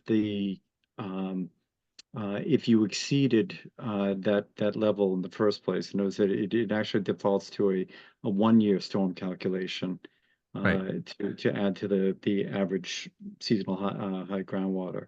Yeah, for sure. And I think that's the position that our team has sort of was trying to outline at the beginning. Maybe not as eloquently as Paul. So I'm glad Paul has the wiser words than me. So based on that, Paul, from your review, do you and you had done a quick watershed study there. Do you still need some on-ground information? And I don't know if you received that from Scott's original application. Did you have a chance? I do not have that. What Scott described. Scott, can I just, Mr. Chairman, just get a clarification? Go ahead. So Scott, as I understand, correct me if I'm wrong, but as I understand what you said, this bowl, this basin, physically could hold enough water to be ILSF if it were topped out. Is that correct? Under this, I mean, there's no outlet per se of this big depression area, right? I mean, it would go all the way up to taking up the whole yard to the street to the house. I mean, eventually at some height. Okay, all right. So well, I know sometimes we can exclude areas because even in Noah's flood, they just couldn't. They don't have the physical capacity to pond that. So in this case, we do have the capacity to pond it. Okay, the capacity is there, but we have the owner took regular observations through this entire season where we had exceptionally high water elevations through a lot of this season. So we have some good firsthand observations of where the water comes to. There's a very, very small watershed, Paul. So this is largely a groundwater situation. It's very small watershed and, just a couple of acres, and it's all Class A soils. So rain events don't have that kind of big input of water to make this thing go up and down and up and down. It tends to stay pretty steady state. I see. Okay. All right. That's, I just want to make sure I understood what it was you were saying. So yeah. So the homeowner was observing that. Were there ever any photos of the backyard? During there were. I think we submitted some, and I know he has a handful more. No, I remember the photos that we saw after the landscaper was in, but I don't know if there were photos prior to that. Well, it's funny because that was my first question to the owner applicant at the same time I got involved in this, and I don't think pre-existing condition photos exist. That would be nice. So no pictures of the dogs or the kids or the backyard. I think we shared some pictures of the backyard in the first application or first write-up. Did it show the pond? Do you remember? No, it just showed the grass and the kids playing on the grass. Right. So I don't really have a. Go ahead. Okay. So I think part of it is really just and it's frustrating because we're on the edge for these things, is how to determine whether it meets that threshold. And one of them was to review the calculations of a 1-year storm. So once we realized that it was a 1-year, not a 100-year, The other question that was raised was, Paul, you had mentioned something to the effect of the way the state views things that are artificially impermeable, hence like the clay layer. Does that have a role to play in this at all? Well, it's interesting that that exclusion that I referenced actually relates to ponds. And this is clearly too small to be a pond. But within the pond definition, there is an exclusion that impervious man-made basins, such as and they say, for example, swimming pools, wastewater treatment lagoons, such and those are examples. It's not exclusive list. Such structures, facilities shall not be considered ponds. Now, the same exception is not listed specifically within the ILSF definition, but it is clearly there for pond.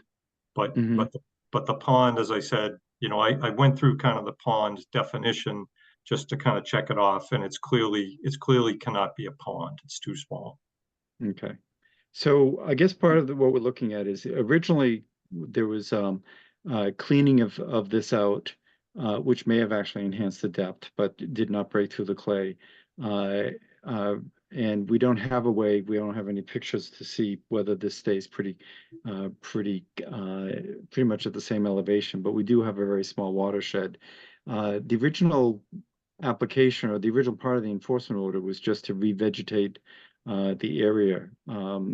Janet, is that what we were looking at originally for this?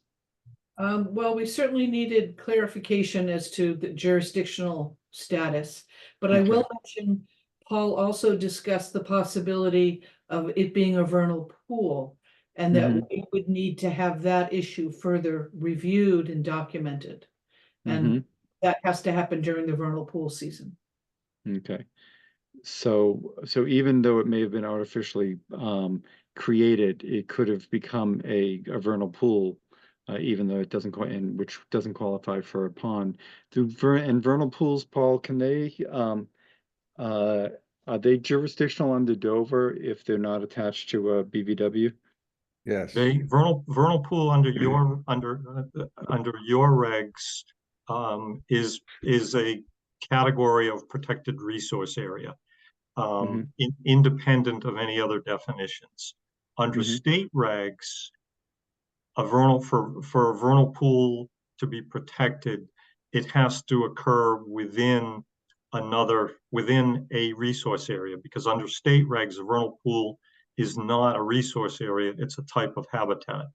So in the extreme, even if this had been, were to be certified or certifiable as a vernal pool, if it did not qualify as ILSF or another type of wetland, it actually would not be regulated by state regulations. One of the ways in which your bylaw is more restrictive and more protective than the state regulations is to add vernal pools as a resource area unto themselves. But as Janet said, what your regs say about vernal pools is that, in essence, if it looks like it might be a vernal pool, then there is a presumption that it is, until credibly demonstrated otherwise. Okay. So Paul, I'm sorry. I just have to ask a quick question. What scientific evidence do we have that shows any doubt that this structure could be a vernal pool? Could you please outline exactly why, besides timing? Yeah, sure. As I said, what the regulations say is that if a ponding area has I don't have the exact language in front of me, but if a ponding area has evidence that it might be a vernal pool, then the regulations presume that it is until there's credible evidence to the contrary. So what I'm saying is that it appears that because this is a ponding area and it's apparently prolonged ponding for at least a couple months in the spring or summer, from what I understand, then it potentially has the hydrology and therefore function of a vernal pool. I'm not saying that there is any evidence of biological activity that it would be considered a vernal pool. As Janet said, that needs to be collected in the springtime. So that's that's the point, right? All throughout the fall and now in the winter, all we're gonna do is we're just gonna prolong this entire thing, because so far we brought Debbie to the site, who's a biologist, who's a scientist, and examined the site and looked at the structure and wrote a report to rule out the possibility of this being a vernal pool. And then we I'm also not sure. Audrey, hold on just a minute, please. Did we get a report from Debbie that addressed that? Does Janet, do you recall? No, we only got a statement, an analysis under the WPA saying that it didn't meet the 1/4 acre holding amount. She did not analyze the local bylaw. She only looked at whether it was jurisdictional and said, no, it's not jurisdictional under the WPA. So I was under the impression that in her report that she had looked at the species around and she had looked at the water, and that what she had written up is that the only doubt here is about the volume, because she did not find any scientific evidence on the ground that this was a vernal pool. So, Fadrin, let me just come in there. After having a machine in there, taking out a whole bunch of things from inside the pool, she would be hard pressed to find any evidence. We have a vernal pool regulation that developed over time because we realized that we couldn't look at these things outside of vernal pool season and make a determination. So that we wrote into our bylaws some time ago that to be absolutely sure, this has to be reviewed by somebody during vernal pool season. Janet, do you recall what we have for what the dates are for that? Ballpark? No, maybe she stepped away. It's something like, Paul, is it generally from March to mid-May or so, or? Well, I don't think they're hard dates because the vernal pool season changes based on, what's happening. But I can pull up those regs right now. Okay, so the question there, Vadran, is we don't know, and yet we also encapsulated in our bylaws that if we think it possibly could be, and this is a prime example, it's a low spot with a bunch of hills around it that would be prime habitat for critters to give birth in that water body and then disperse into the hill around there. There's no stream going in and out of it, which is another key point there.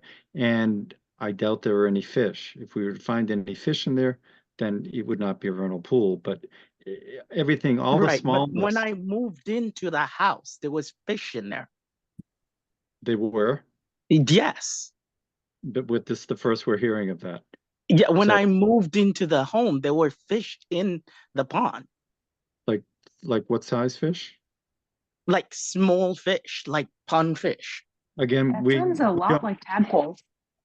Because it's not connected to other streams, and it doesn't sound, we haven't heard of any evidence of you or the previous homeowner stocking it with fish.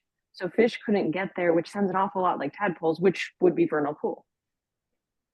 Yeah, that's possible. The other thing is if someone had put fish in there, what the standard is a reproducing fish population. So I mean, somebody could, for example, have purchased koi and put koi in there as kind of a decorative thing, as people do. Yeah, but that takes it outside of. It doesn't count. Yeah, it doesn't count. So what we're looking at is we need some clarification. I'm getting the sense, Paul, I'm just that this if the elevation is as Scott submitted, and even the quick calculations for a 1-year storm, it's really not going to change, that this may not qualify as a isolated land subject to flooding. Is that seem more likely than not, or? That's the conclusion that Scott reached. The only, I'm sure his analysis is appropriate. The only real question is, where is that 1-year elevation, which Scott, was forced to estimate. That's accurate, Scott? Yeah, it was estimated, but it was survey located. Right. And during this year, and it stayed fairly constant based on the direct observations. So I feel like we have a good handle on where that traditionally floods to in a exceptionally high year, and so we can assume that a normal year might even be a bit lower. But so yeah, I don't think it meets the ILSF definition of either local or state. How close were you to the state threshold? Well, I mean, to the local threshold is even smaller. So yeah, to the local is what I meant. Yeah. We were, boy, I don't have the Vadran. You have the numbers there handy? I didn't pull that up. We were below 4,000. We were below 4,000 cubic feet. Yeah, we needed to be a sixth of an acre cubic feet. Yeah. Right. So Actually, I think I found the memo. Oh, okay. Do you want me to share it? Yeah, why don't you do that? Thank you, Amy. But I do think there was also previous discussions that this was all done, this was an automated calculation, and it was not based on field evidence. And so I think it'd be hard to draw conclusions. No, Okay, well, this was actually field off the survey. tops. Yeah. So they did this. Yeah, that's an audit, the TOPS Takeoff Professionals report. That Right. Right, but that's based on field. So Cheney Engineering went out, collected field data, and then that field data is put in. I mean, it's a very precise computer program that does the irregular volume calculations based on the known field data. So that's going to be even more precise than if I was to go out and measure Amy, it out with a scroll up? planimeter and calculate it, So we can see the, can you scroll up so that we can see the pond, please? Or the non-pond? Okay. And on the Cheney Engineering map, the pond volume sketch map dated 8/23/2023. One of the lines says depression volume up to contour 220 was 7,998, which was top of bank. Right. And that's over And- 1/6 acres. No, that is, well, that's precisely the question though, because what we're hearing is that there's no evidence of it coming close to the top of bank. And that I'm looking at what Amy has up on the screen. I'm not sure what the numbers stand for, if anyone wants to elucidate. If those are depths, aren't they, Scott? Correct. And so, and what's a C? So it was for, does that stand for feet or? I do not know the answer to your question, John. Okay. So what we have is top of bank at 222, and people repeatedly, telling us that it didn't get to there. If you look, where you're outlining 222, and based on the field measurement, you had to go over, a fair amount to the right to get there. Everything else seems to be at 221 or below. Am I reading that correctly? Yeah, it looks like the water, when this was done, the water appears to have been just about 221. Okay. And now if we can you, I'm just curious, there was a 220, that's 29, elevation 219. And No, it's giving base. So the water was not at elevation 220. Well, Yeah. that's what I'm trying to So, ascertain. it's hard to, so see where the arrow is pointing and then there's a dot, it says benchmark set. Yep. Go a Mhm. little to the left of that, 2 rows in, Mm-hmm. there's a down, just a hair, right there. There's a little dot. That, Mhm. if you look on the original Cheney engineering plan, that dot is the elevation 219. And then if you go follow the 219 contour around and trace it, you'll see there's 1, 2, 3, 4 more other dots. Yep, those ones. So those those are the water edge dots. So that's Okay. where the water was present. Mm-hmm. And based on the presence of the water, it was calculated below that volume. The other 2 closed circle contour lines, the 220 and the 221, right, is just sort of to show, to Paul's question earlier, is there a basin out there that's large enough to hold such and such and such amount of water? Yes, there is. There's not a spill out point to this basin as there are in some other cases. So that, and I believe what this is just all these elevation numbers or distances from some control point, you know, some to show depth from some relative datum elevation so they could use that to calculate the takeoffs. So Yeah, there's the everything benchmark that's there. in light yellow, we did calculation numbers to show what the statistical measured volume would be up to some 220, 221, 222 if you could reach it, but I think 222 brings you up to the house, you know, and then they say, well, but we only actually ever observed 219, which is what was surveyed, and that's those Got little it.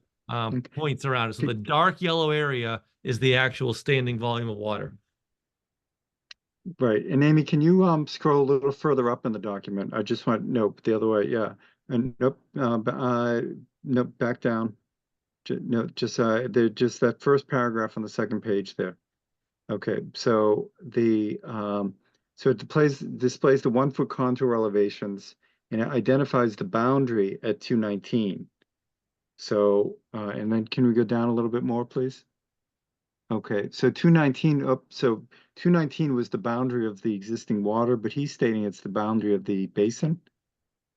That's There? the boundary of the basin in which the water was contained. I mean, Got it. Okay, so basically that's the water level is what you're saying.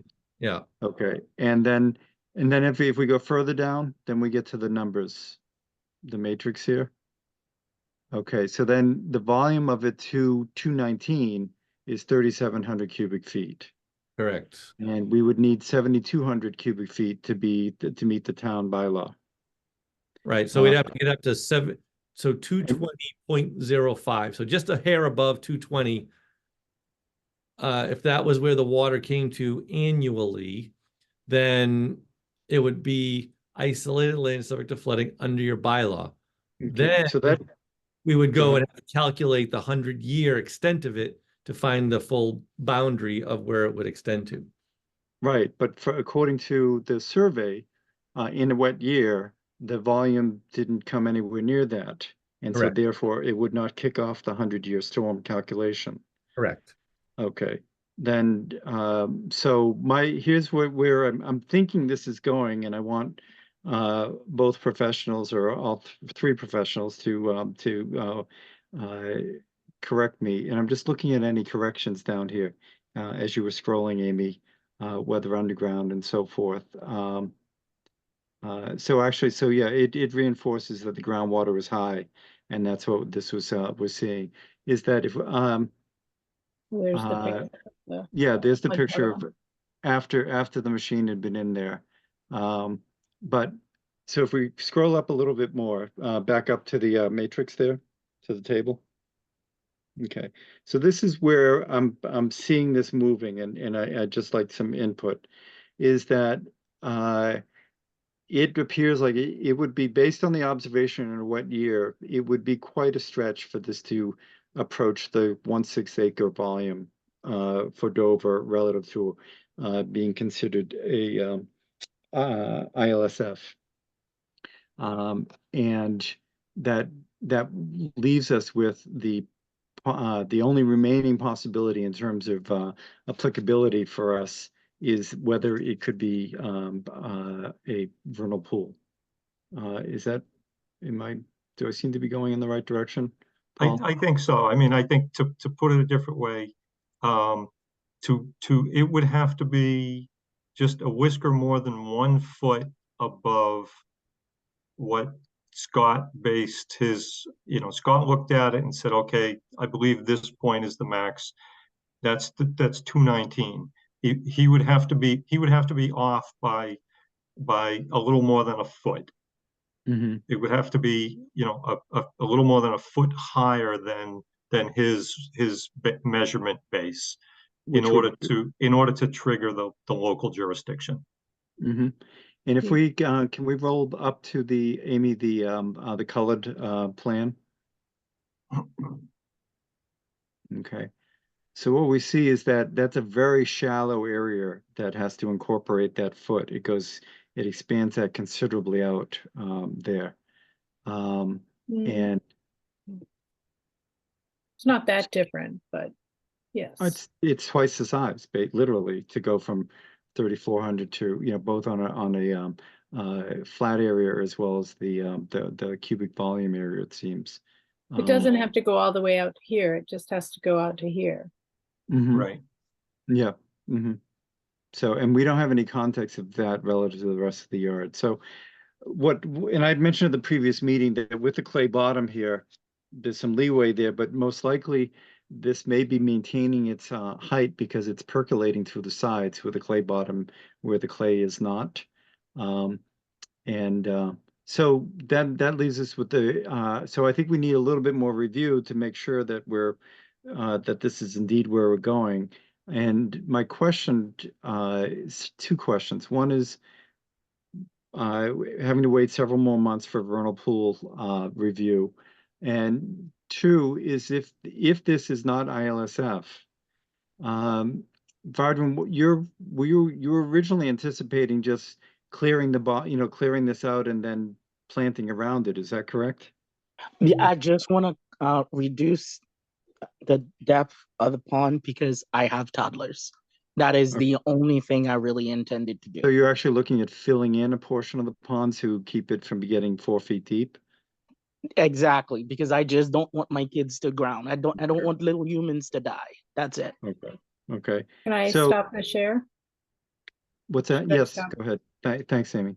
So I think in order to do that, we need to find out what it is. And the question there is, if it's not ILSF under these things, if we can confirm that, and it turns out not to be a vernal pool, would somebody be able to fill that in? If it's not ILSF and it's not a vernal pool, then it would not be jurisdictional, state or local. Okay. Would you agree with that, Scott? Yes. Okay. So it seems to me it does have the topographical features where it could be a potential vernal pool. I think we'll Can you clarify what that means by topographical features? Yeah, basically That it we could look be at, a vernal pool? yeah, we look at I just we really look want to understand yeah. exactly So what if that you means.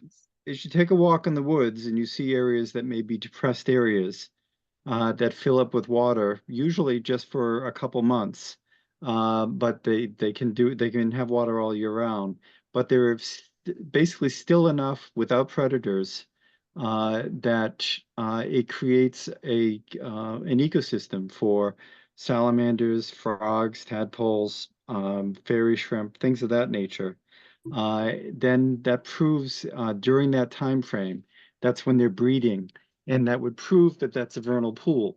What we found is the only way we can tell is to actually take a look at it during vernal pool season. This looks like what, in our experience, has turned out to be vernal pools the majority of the time, but not all the time. So that's why we look at reviewing it during that season. If it turns out it's not a vernal pool, then pending our consultants and so forth, it seems as if you may have much greater flexibility there. So what, on the contrary, is there anything that that we can scientifically show, maybe from the content of the water itself, that we can analyze it and we can show that, look, the chemical content or whatever within the water to show It's that, hey, biological. Let me this is just not. cut So to the because chase, because Vadran. this Let is me, this Vadran, is this is what I'm. Vadran, let me cut to the chase. It's been disturbed by your landscaper, number one. Number two, no, we can't tell, you know, there is no way for us to tell, to jump the gun on the vernal pool season by examining the water or doing anything like that. We can't tell, which is why we have a vernal pool season. It would be much easier for us if we could, because then we wouldn't have to limit it to that. But this looks like it could be a vernal pool. You know, as in most depressions like this turn out to be vernal pools. Well, you know, the only thing we can do is wait and find and see. That means that you won't be able to do the work that you were anticipating No, I'm not. between now and then. Chair Sullivan, with all Mhm. due respect, I actually do not care about the work anymore. I really Mhm. want to learn about this process. Because Okay. if you tell me there is a biological species that likes to come in and like certain things about the water, to me, there has to be something within the water about that's, whether historical, about whatever, that has to give me some evidence about this is why this happens. I For will you to defer tell to- me only that this happens, again, I don't know who are the experts into this thing, but if you're only telling me that this thing only happens within that particular time, and this is what's going to happen to the water, right? Mhm. And for me, I'm super curious about, because that's, I mean, that's to me, that's science. That's Mhm. really what I want to see. So if it's happening at a particular season, there are many ways we can plan.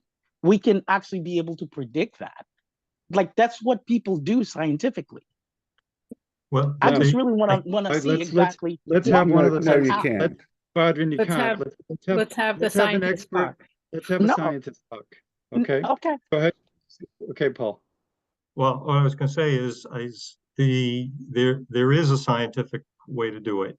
The scientific way to do it is to go during the breeding season of these particular animals. There's one type of vernal pool species, the fairy shrimp, which would be potentially observable this time of year, but most of the organisms that we would be looking for are amphibians, which breed in the springtime. And there is no way that I've been aware of or ever heard mentioned to go in, for example, and do a chemical test of the water or the sediment or anything like that. It's a biological criterion, and like many biological things, one needs to be limited to the biology of when you look at it, and when you look at it, as the chairman said, is in the spring. Okay. Okay. So, Sounds fair. yeah, and I don't know if you recall. Well, I'm okay. So that I think that's what what I would like to get. And this is something we will send you out a Ecotech, which is Paul McManus, has given us a proposal for reviewing all this data. I've allowed him to jump the gun on this. We'll be sending you out that proposal to you, Vadran. You're concerned about the cost there. And in order to incorporate not only what we've been discussing, but for some review.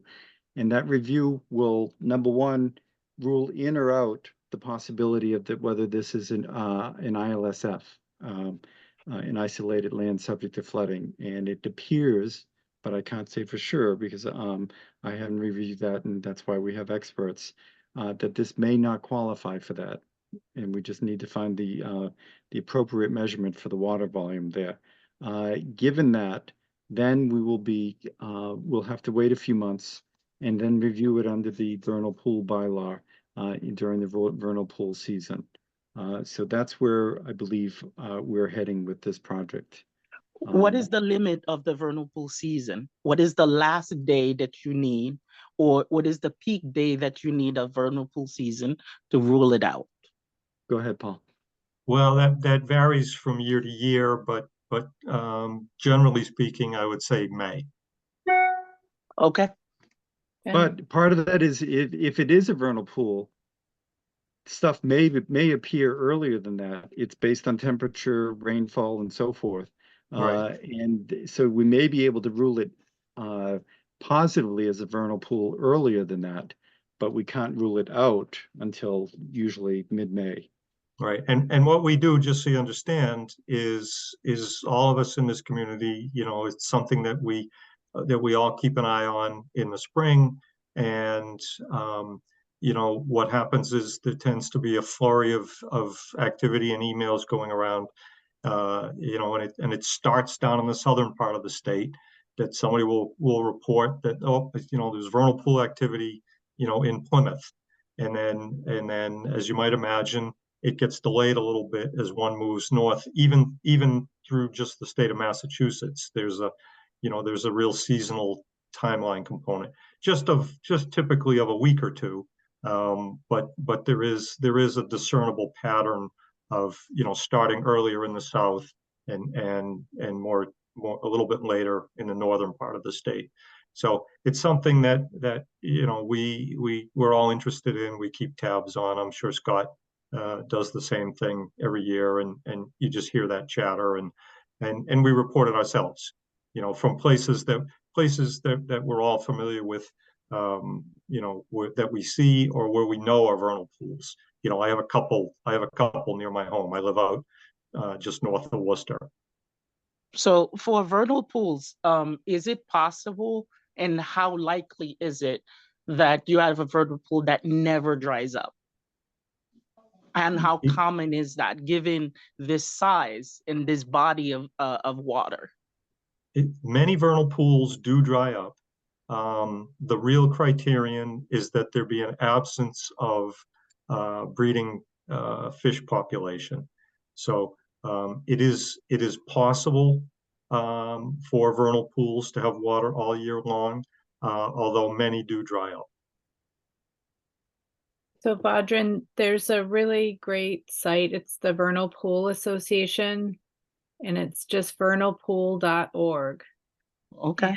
And if you want to look at that, I think you'll find it a great resource for your kids too, because they have some good education for kids on that site too. I use it a lot for the vernal pool walks that Paul has been nice enough to do on a couple of vernal pools off Pine Street the last couple of years for the Open Space Committee.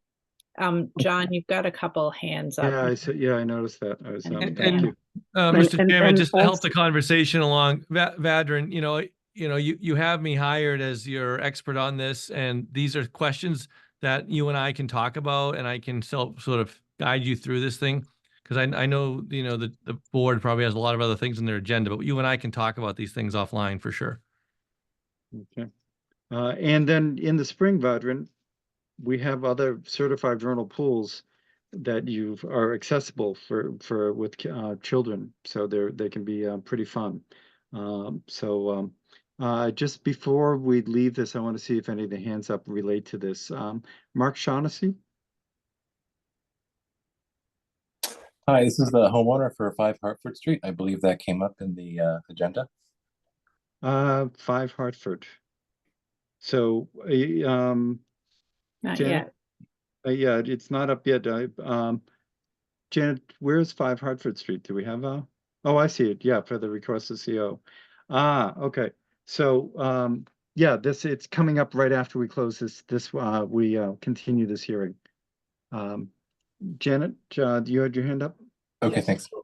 I just wanted to make a comment that the last time we discussed this and reviewed the Goddard report and their analysis of ILSF, which references and was prepared by TOPS, we noted that we needed a PE stamp on that. In fact, our regulations require any calculations used to analyze ILSF must be performed by a registered professional engineer Mhm. or other persons whose qualifications are deemed acceptable.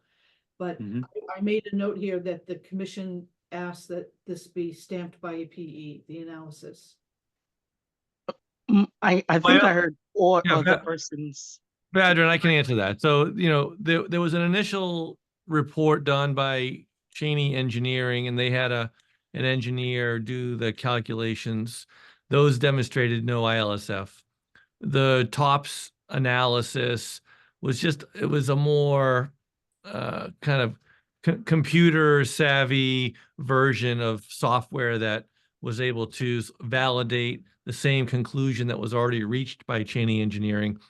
We're not even close to meeting the threshold it'd have to be nearly double what we have out there in terms of total volume. So it's not like it's a close call or something like that.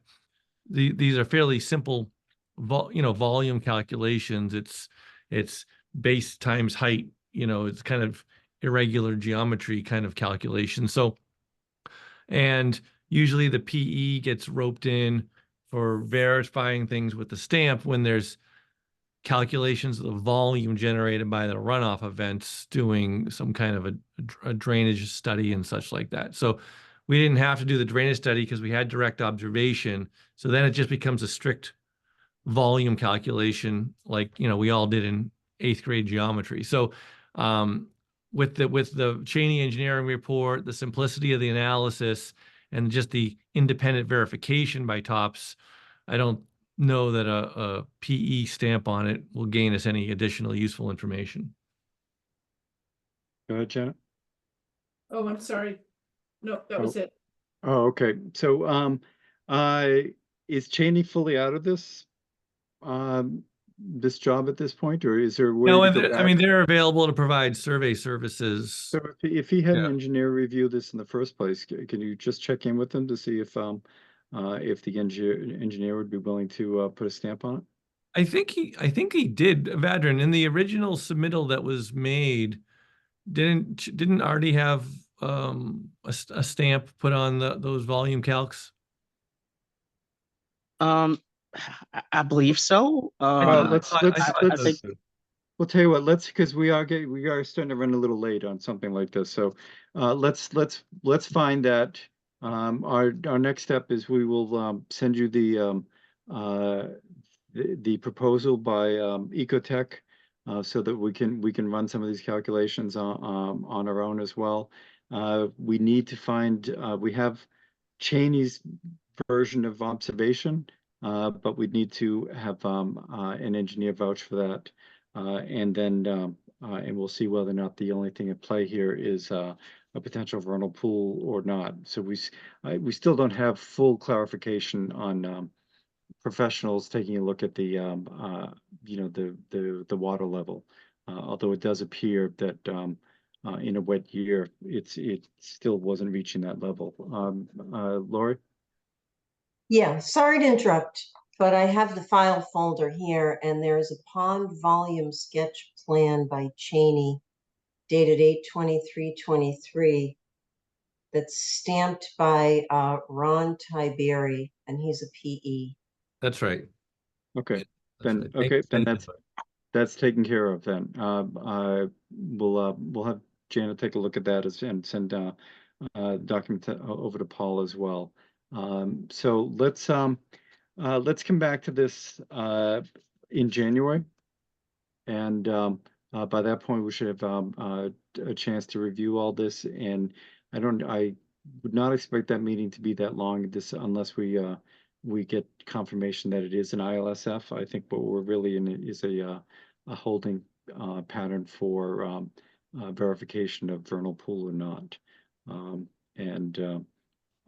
So why don't we continue this out? And Janet, is there any other information you would need between now and January?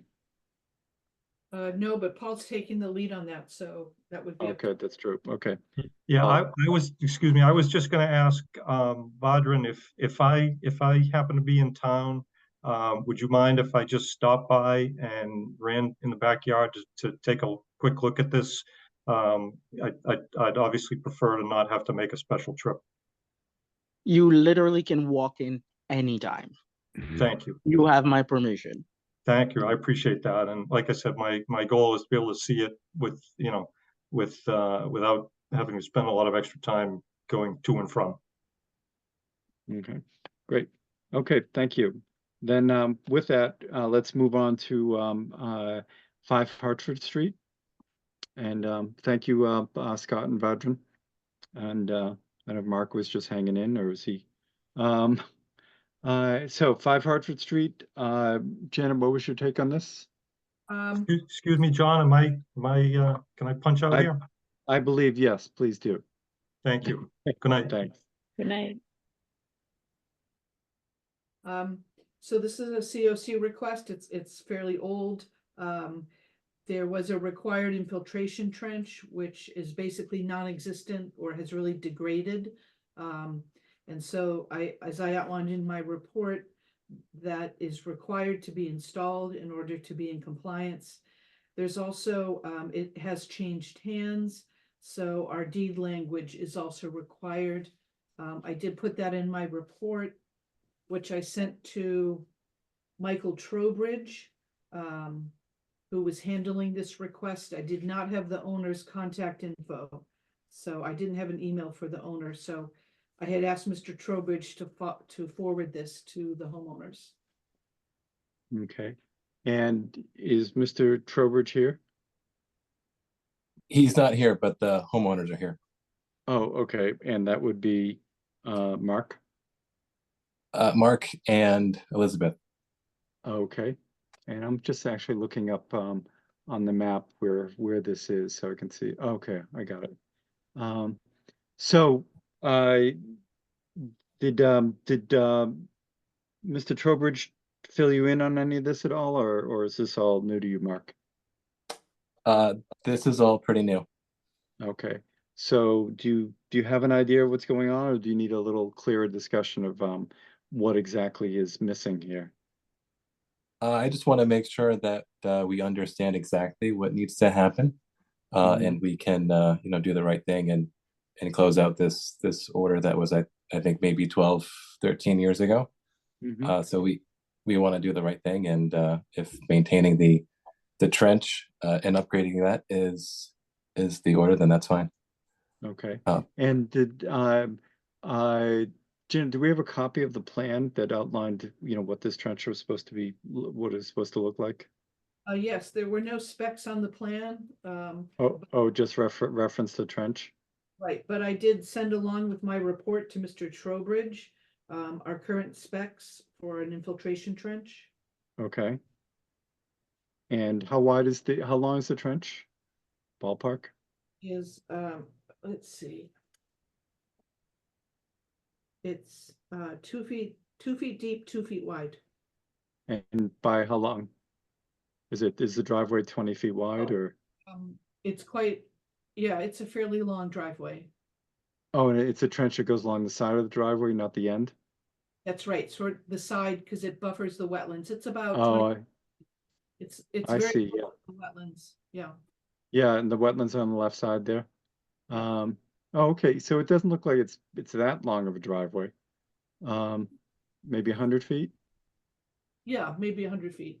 Okay. That sounds right. So, and was it originally installed there and it's just degraded, or was it not installed the whole length, or? It looks like it had been installed, but it's been run over and probably, Compressed. Yeah. And organics and so forth. Okay. Mark, do you need any guidance in terms of how to rehabilitate this, or you can just dig it out, put new stone in, or clean the stone that's there, or do you have, I don't know what your experience level is. Well, it looks like there is a lot of stone there underneath some topsoil. And we just want to make sure that if we simply update that and level that off and build it back up, that's in line with the expectations. Because it Mhm. does look Yeah. like that it was put in originally, Okay. but Okay. just degraded. Well, and that's a question I have for either commissioners or anyone. That's not unusual. That's the nature of this beast when it's around an area with lots of leaves and vegetation and so forth. Does anybody know of a way to keep things like this from other than ongoing maintenance, I guess, is what was probably not done here. So if it's not maintained, you'll have to be redone again in another 12 years, I guess. But it's pretty much as simple as it sounds, Mark. You basically pull out the topsoil and probably need a small bit of additional stone, and then that will do a job of filtering water as it comes off the driveway. So the And current specs actually do call for infiltration fabric. So what you do to try to secure your gravel so it doesn't erode is you dig your trench, you line it with filter fabric. And then you put in your the 2 to 3 inch stones. And that should keep it pretty secure. No, it sounds Okay. like it's not unusual for it to start looming up because of blown grass, dropped leaves, so forth, dust. Janet, can you do you have contact information from Mark that you could send them a copy of that? I do not. There was no contact information. There was no email on the application, just the engineer. Okay. Then why don't we send that to the engineer and the engineer can send it to Mark? Yes, I did send it to the engineer already. Okay, so Mark, if you can ask Trowbridge for a copy of that will give you guidance on how to handle that. All right, thanks. I'll work with him. So 2 to 3 inch crushed stone is acceptable. If that's, go ahead. I sent the specs to him, so it's pretty clear what's required. Yeah. Okay. Okay. And did Okay. you need a deed restriction there? A Yes. deed, addition to the deed. Right. Another continuing requirement for all order of conditions is when property does transfer, we do need a deed restriction indicating the wetlands protection on the site. And I've included that language in what I sent Mr. Trowbridge. Okay, not a problem. Okay. Great. Okay, thank you for hanging in there. Appreciate it. Thank you. Good night. Night. Let's see. I see Mark Arnold and Field Resources still on here, but I've run out of agenda items, or are there updates here that are addressing that? Diane, Field Resources, I'm here for 92 Haven. I was just waiting to see if that would Okay. come up. Okay, for the agent's report. Okay. Well, Yes. why don't we deal with the agent's report, and then we'll deal with the update, land management, and et cetera after that. So let's while we have folks on, let's deal with Field Resources as well as Goddard. So starting with 92, Janet, can you fill us in? Sure. So we issued a notice of violation, as you'll recall, a while ago. There had been fill that was not permitted. And I believe the letter, which I think Lori had sent out, required that someone reply confirming it's been removed with photos, and we have not received those yet, or I haven't received those. Mm-hmm. Okay, well, they were submitted, I believe I emailed them to Lori a while back, before the November deadline. And I can resubmit those as well. Okay, yeah, Okay. you could copy me. I don't recall seeing that, so that. And Lori, do you recall that at all? I don't recall it, but I could have missed an email, I suppose. I don't know. It's been a really busy fall. So, and I forget your name. I just see Field Resources. I'm sorry. What was it? Diane? Yes. So yeah, if you can just resend that, then that would be helpful. One thing I did want to add, and I know, Janet said it was fill that wasn't permitted. And I just want to maybe address a little bit of the language in the letter. After reading the letter that came out, I just felt as though it may have been a little aggressive in that we did propose grading there. And we did propose changes. The only real difference that I saw, and I was kind of thrown off, I guess, at the original site meeting when Janet mentioned that, is that we didn't label it as an access road. So we did propose grading. We did propose work in that area. It is within the limit of work area. The only thing we didn't do is we didn't label it as access to get to the construction of the patio. So I'm just wondering if that's maybe, the contractor was a little thrown off by the fact that it did seem a little aggressive in the sense that the language in the violation, because again, Was it much, how much soil There- needed to move to bring it to the proposed none, grade? none. Okay.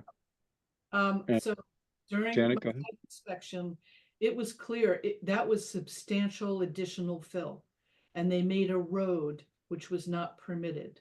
So Again, the access, correct. Yes, and it was that's also substantially additional fill. This was not grading.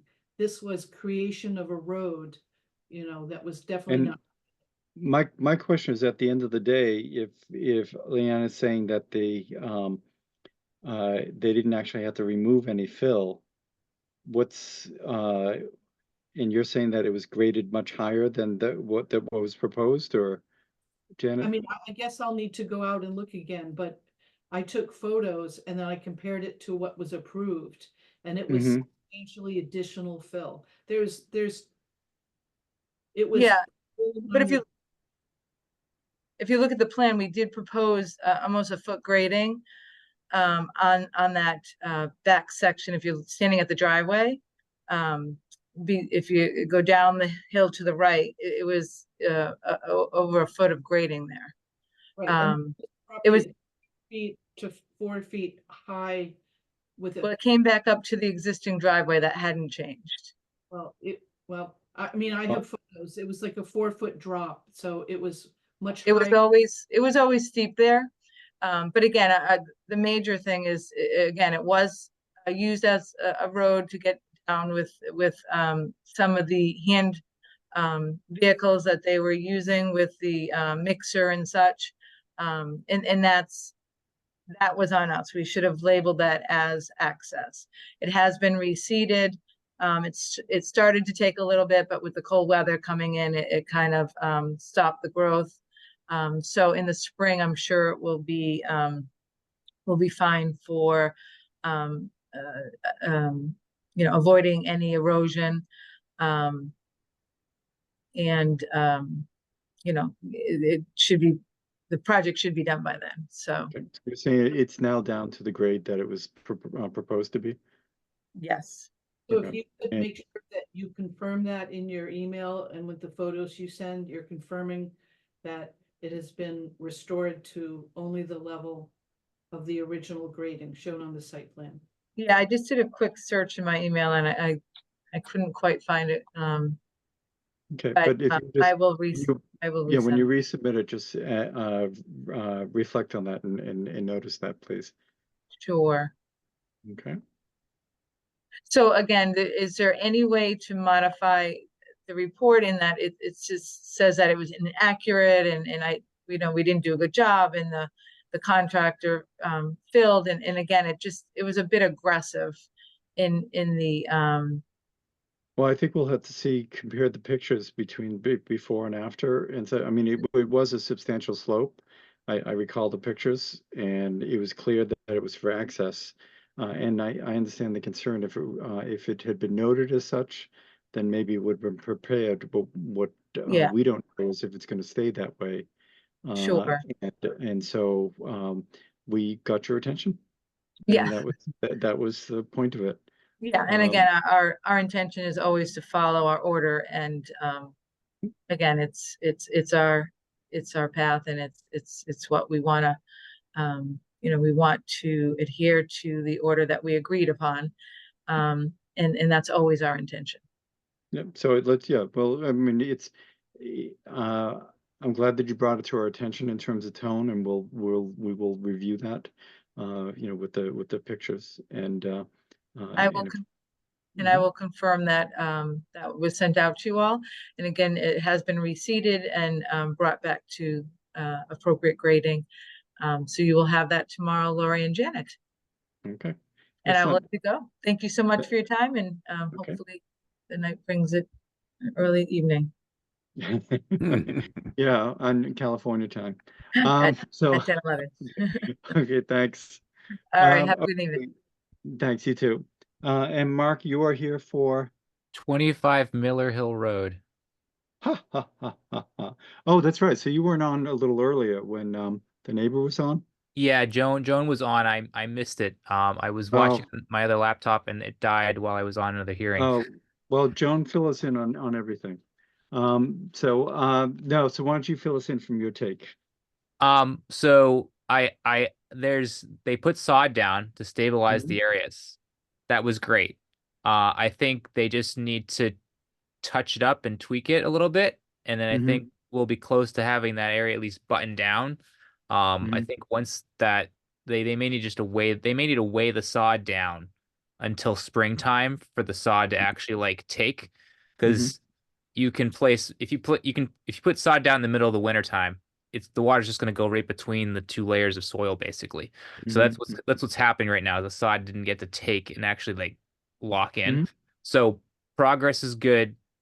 Hopefully they're gonna finish implementing stuff. And then I know Joan's gonna ask the neighbor to try to fix her lawn that's been washing out with sediment, because I know she sent more photos to you folks. So progress was made. So, and apologize I missed it, but just want to make sure that that got heard and it Is there a gets. way to staple down some of the leading edges? Well, Yeah, you just you mark could. it. Joyce You seemed like Joyce was on when on for another hearing, so she was on when Joan came on and talked about that, and Joyce was saying that she was going to be there in the next day or two, Okay. probably this week. So Okay, good. Just Mhm. want to make sure that Yeah. we were getting some closure, because that progress Yeah. is being made, which is great, and that's all I wanted to make sure. Because And Joan verified that the progress was made, so she was happier. And then and the question we had was there was a catch basin down there. I guess that the sod folks sodded over, and the street association rediscovered it. And are you aware of that? yeah, Joan mentioned that. I saw the pictures of it. So yeah, it looks like, again, just to be in a little bit of quality control, getting these measures in place, and the fine touches, I think, will get us to a point where we'll be able to at least say that we're not gonna get erosion off the site, and that's the first priority of any type of impacts, is to stop the problem from happening again. And then and I guess they soldered across the landscape access road on the left. Correct. And that seemed to improve things as well. I may want to look at the culvert from the catch basin, whether or not it's been silted up or not. Just to make sure that it functions properly. Okay, and then thank you for the update. No, my pleasure. Okay. Night. Janet has a. Oh, sorry, Janet has a Janet. question. What's up? So at the last meeting, the commission approved an enforcement order to go out for 25 Miller. Mhm. And I know Lori's been out, but I just didn't know if that has gone out, because that really should, to document the situation. Lori? That has not gone out. I need at least one signature on that, and I expect to get at least one tomorrow. I don't know if I'll get 4 tomorrow. And I talked to you about this, John. It seems as though that deadline should be extended because they're getting it 2 weeks later. Right, this is for And they're 25. working on it anyway. Right. I think the deadline was just requesting that the property owner attend the meeting, but it seems like people are working on it anyway. And the deadline was for December 13th. So it appears that even without the order, they've been on top of it. Yeah, I mean, I can still send it out to document it, but what does the commission want to change the wording from coming to our meeting, or you know, you want me to reword it to say, continue to work on it and update us at the 12/27 meeting, or? I think that seems appropriate. Mhm. Okay, all righty. But no, that has not gone out, but Right. hopefully it'll go out tomorrow.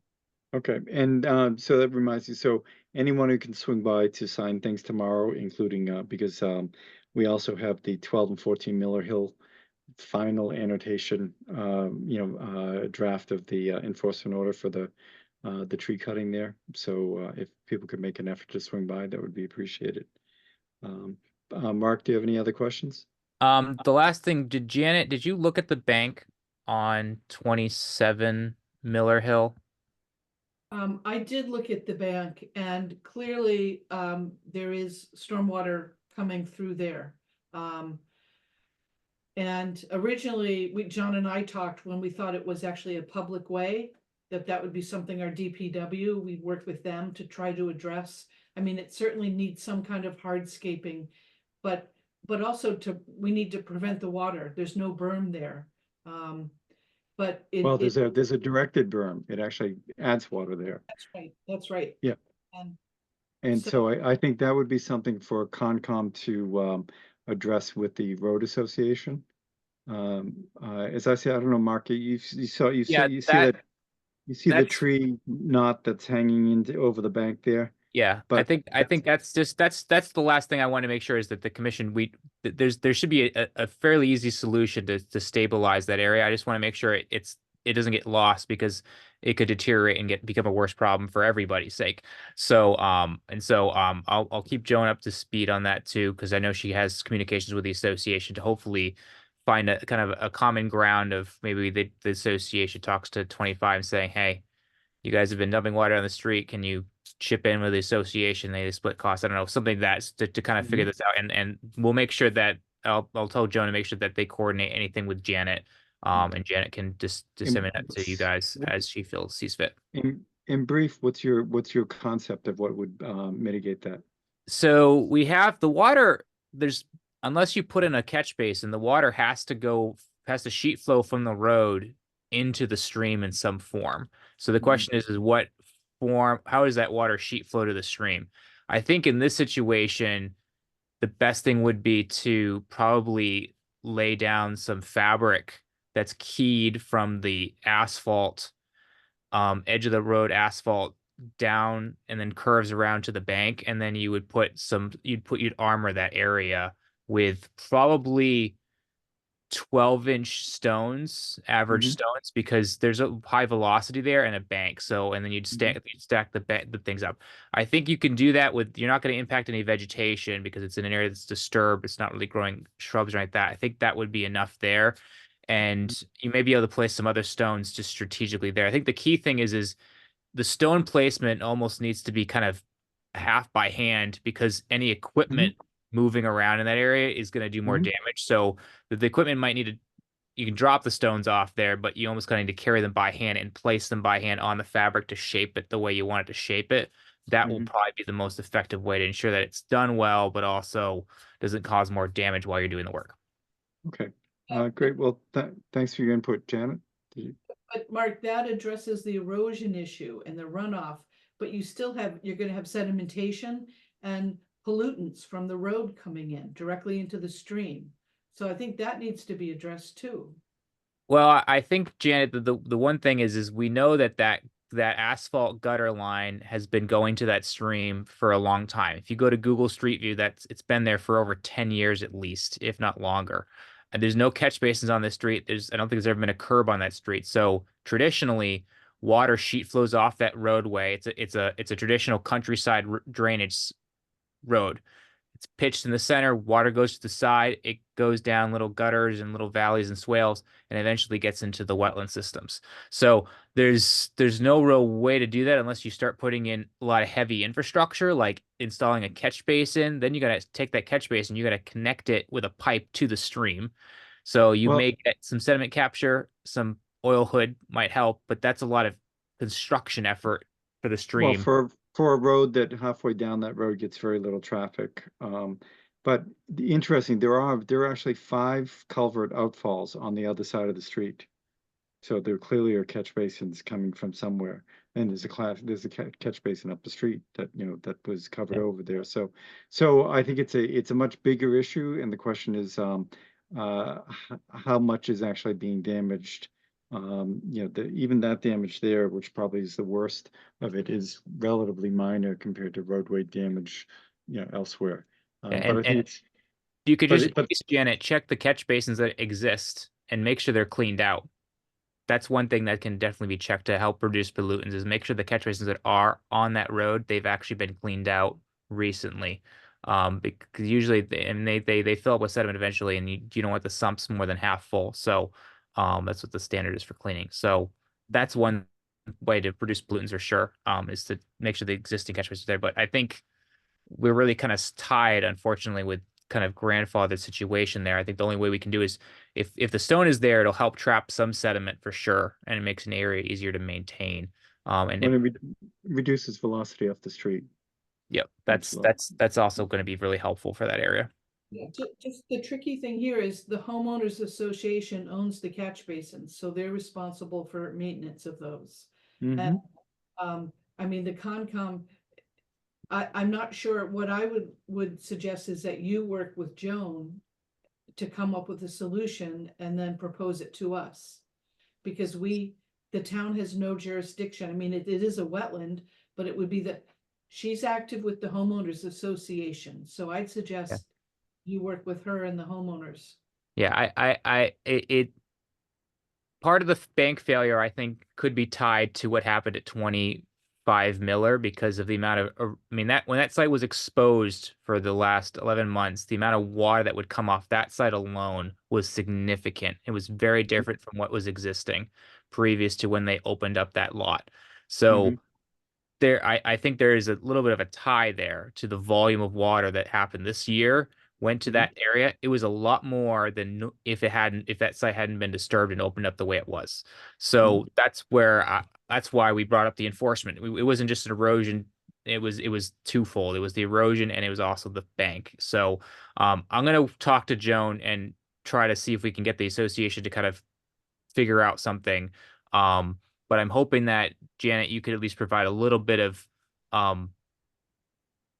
emphasis to 27 Miller Hill. Say there's been a lot of stuff. They dumped a lot of sediment into the stream for 10 months.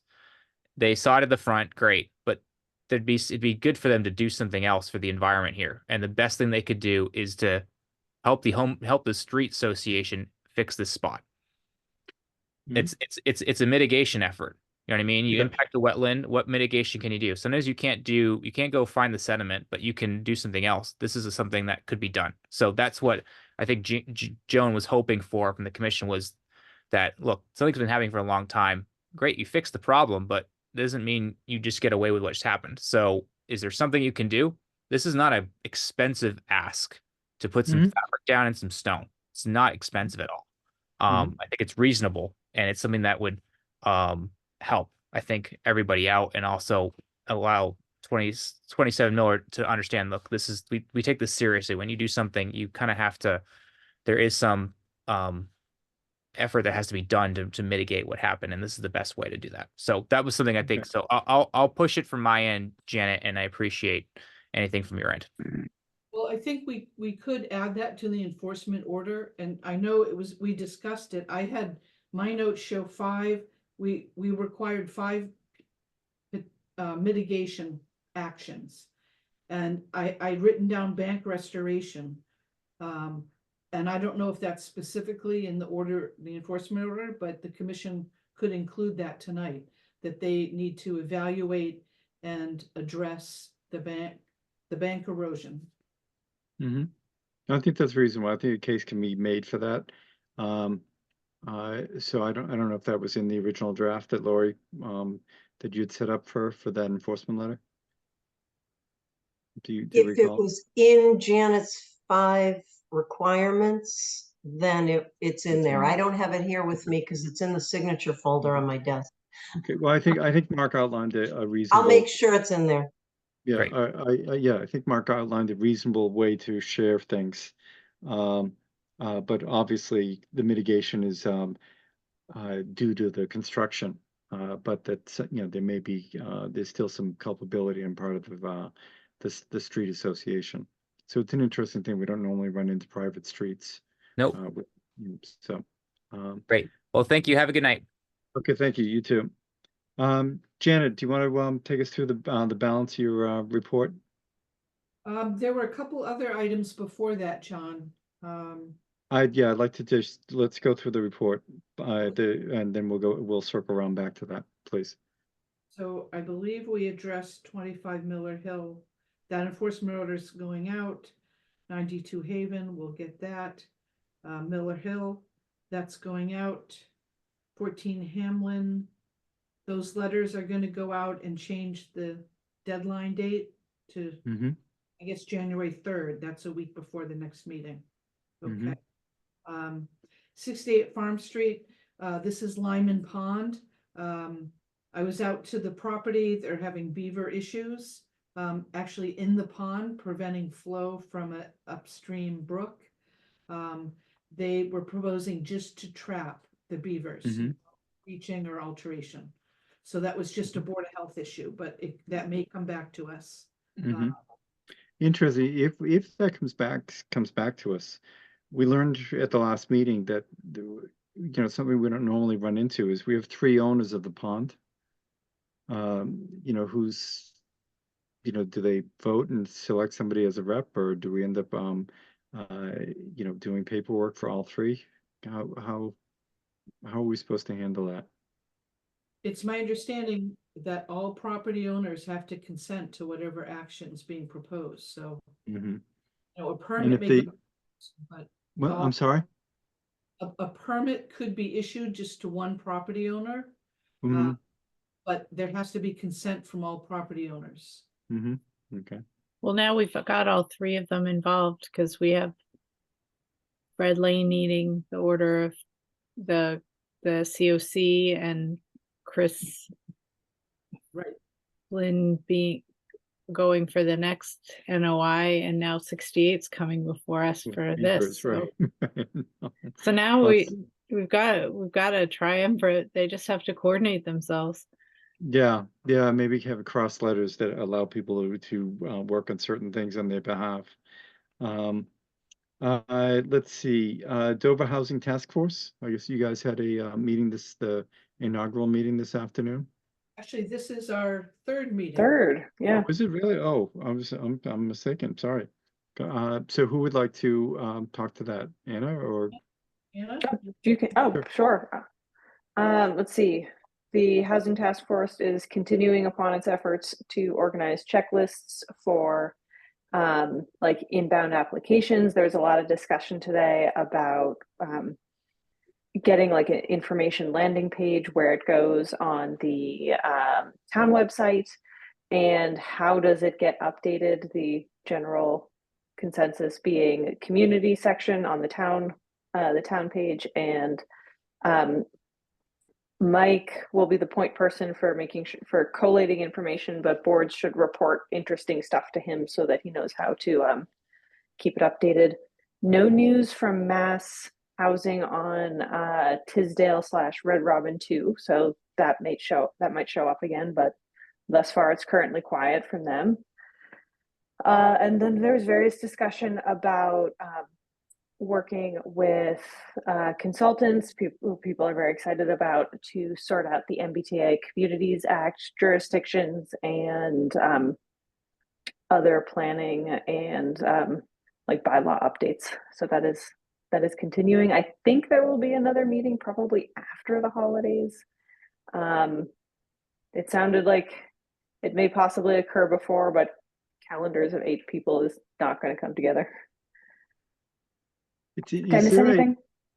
What I saw the emails concerning that from Robin, and then she thought I guess she thought there was going to be a mass housing response to the letter that the town sent out, and that that is the expected outcome. Okay, and I find I looked up. I'm on the town website. I look on the community. is it me or am I trying to find information about 40B projects and so forth? I know there's a place somewhere online, but it doesn't seem to be, doesn't jump out at me. Do you know how? That's the exact thing everyone was talking about. I think Carol Lisbon has put together something for Junction Street / Pulte. I don't remember where it is exactly, but the idea was to have a page for all of these things. Yeah, and I'm thinking to figure out under the headings, on the government departments, community, whatever, figure out where to put it, because right now it's not under any of those. And when you Yeah. punch in for search, you could come up with something from 2016. And yeah, I was just, so it's not me. Good. Yeah. Good No, to know. that's the thing that needs to be created. Okay, great. Let's see, was there So the next oh, your item, next one is the wetlands protection, is that what? Amy had sent some emails back and forth with Anna, and I think the land management group is gonna come with an article for January. So we have a Mhm. meeting next week. Mhm.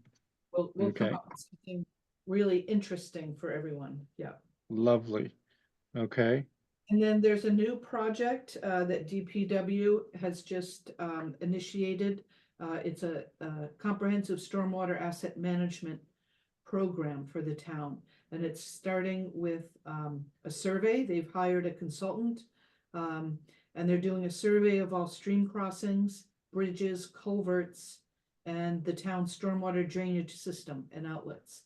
So it's big. This is like a really big project, and it's way overdue, but I'm glad it's getting started. And so we will be more involved as your staff person. I'm attending these meetings.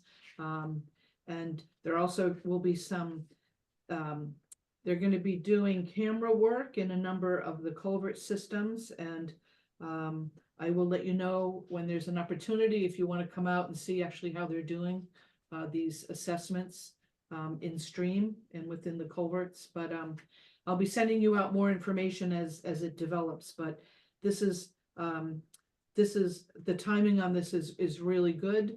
I think our entire stormwater infrastructure is so old. And kudos to Kevin McCabe for being on top of this. So you'll hear more about that. Just a couple other things. I would like to recommend an enforcement order at 31 Springdale Ave. This is an older home. They came before us an NOI for a septic system and then an RDA for some work near the wetlands. I stopped by this property about a month ago and spoke to the homeowner.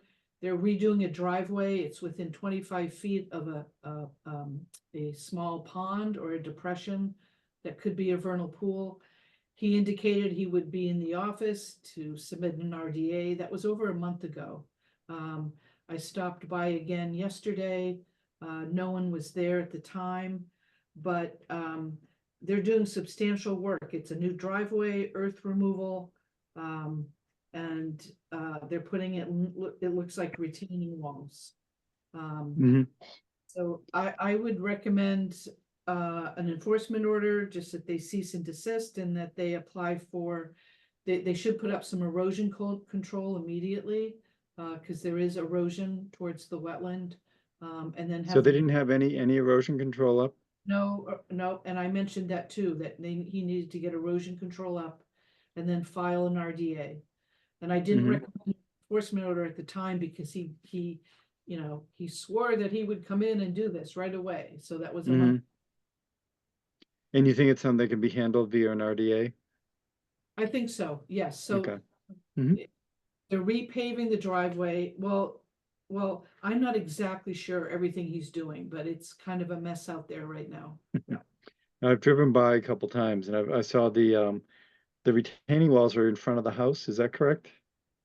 Yes, over to the side near the. Yeah, and but there's this pile of dirt and pile of stones and all to the right, closer to the pond. Well, we're learning today that what we think are ponds may not be ponds, but a wet depressed area there. Yeah,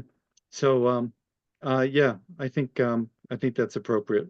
Do you have any wording that you can give to Lori? No, I would just say that the enforcement order would be to cease and desist, Mm-hmm. to file an RDA for the work and give them, by,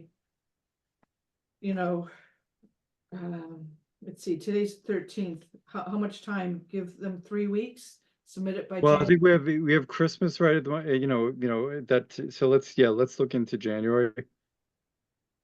But I think actually, but maybe require them to put erosion control up before Christmas. Because there really should be something around there. Yeah. And has anybody seen this as they drive down Springdale? No, it's it's a yellow colonial, I think early 1800s that was bought, and they'd been in front of us to put a fence. There's a new fence to the left of them, and several years before that, they'd put a septic system in the backyard, the previous owner. So it's but you also have to slow down to see it, because it's, you move by it pretty quickly. Okay, So- then does that seem appropriate? Control, so I just want to make sure Lori was getting this. And if people are coming in tomorrow, so I guess it would just be cease and desist. And they have to put in erosion control by when, John? I think within the next 2 weeks, before our next meeting. Oh, okay.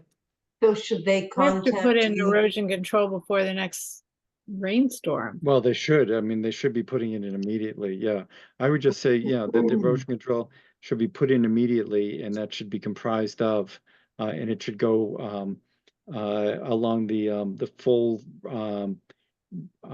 right-hand side of the lot, from the street all the way to where disturbance is stopped. And it should be compost sock. Yeah, Is- compost sock. I would suggest if this goes out tomorrow, by the 22nd, that's over a week. They have. Mhm. Well, I don't know for sure if it'll go out tomorrow, but I'll try. Well, it may be So- able to, we be in Which Thursday? property? It's, what's the address? 31? 31 Springdale. 31. Oh, okay. Yeah. Right across from 46, No, it's a little bit before that. a little before, but Yeah. it's basically. Mhm. So if they have any questions on where it's supposed to go, they can contact you, Janet. Yeah. Yeah.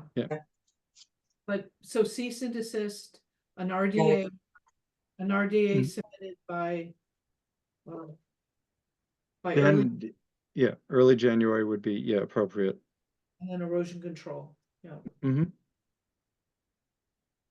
And you should probably vote on that. I'd suggest you. do Okay, let's see. Sure, move to issue So move. yeah, so moved. So move the enforcement order for 31 Springdale for discussion. Second, Thank you. All in favor? Amy? aye. Tim? Aye. Anna? Aye. And I'm an aye. Okay. And then Um, just the last thing, we received 2 NOIs for fairly extensive culvert replacement projects, one on Willow Street, the other on Dedham. And wait, I'm sorry, what was the other one on? Dedham. Okay. And I'm gonna take a look at them, but I think I'm gonna recommend peer review. Those were, the one saving grace is Ecotech actually did the wetland filing on that, so that's good. But there's a lot of structural engineering involved. I'm not an engineer. So I don't think we've ever had a town project where we've required a peer review, but I know other boards have, like for the school. That went to a lot of different boards and they had peer review, so. So then we're gonna ask for highway department to deposit money into our account? Or we could just have bills sent to them directly. Yeah, that's true. Yeah, okay. I And- had and a question on by Gretchen's house on Old Farm Road there. Are they replacing that culvert as well? So that's on the second tier list. Okay, Yeah, these other two, Dedham and Willow, they've gotten some grant money, and so, and they're also much larger projects, so. yeah, no, I think it come up during the site walk and the discussion about that culvert being undersized. Yes. And so, but I know you're on top of that, so appreciate that. Yeah, so that seems reasonable. And then Trout Brook? Trout Brook, that's continuing to go through ZBA. The peer reviewer on that is Tetra Tech, Sean Mhm. Reardon, who I think Sean would also be a good peer reviewer for the culvert. Tetra Tech, Mhm. good team of stormwater engineers who. Yeah, I think they may be more appropriate than Ecotech. I'm not sure. Well, I don't, So Ecotech, John, prepared the NOI, so we couldn't. right. Yeah.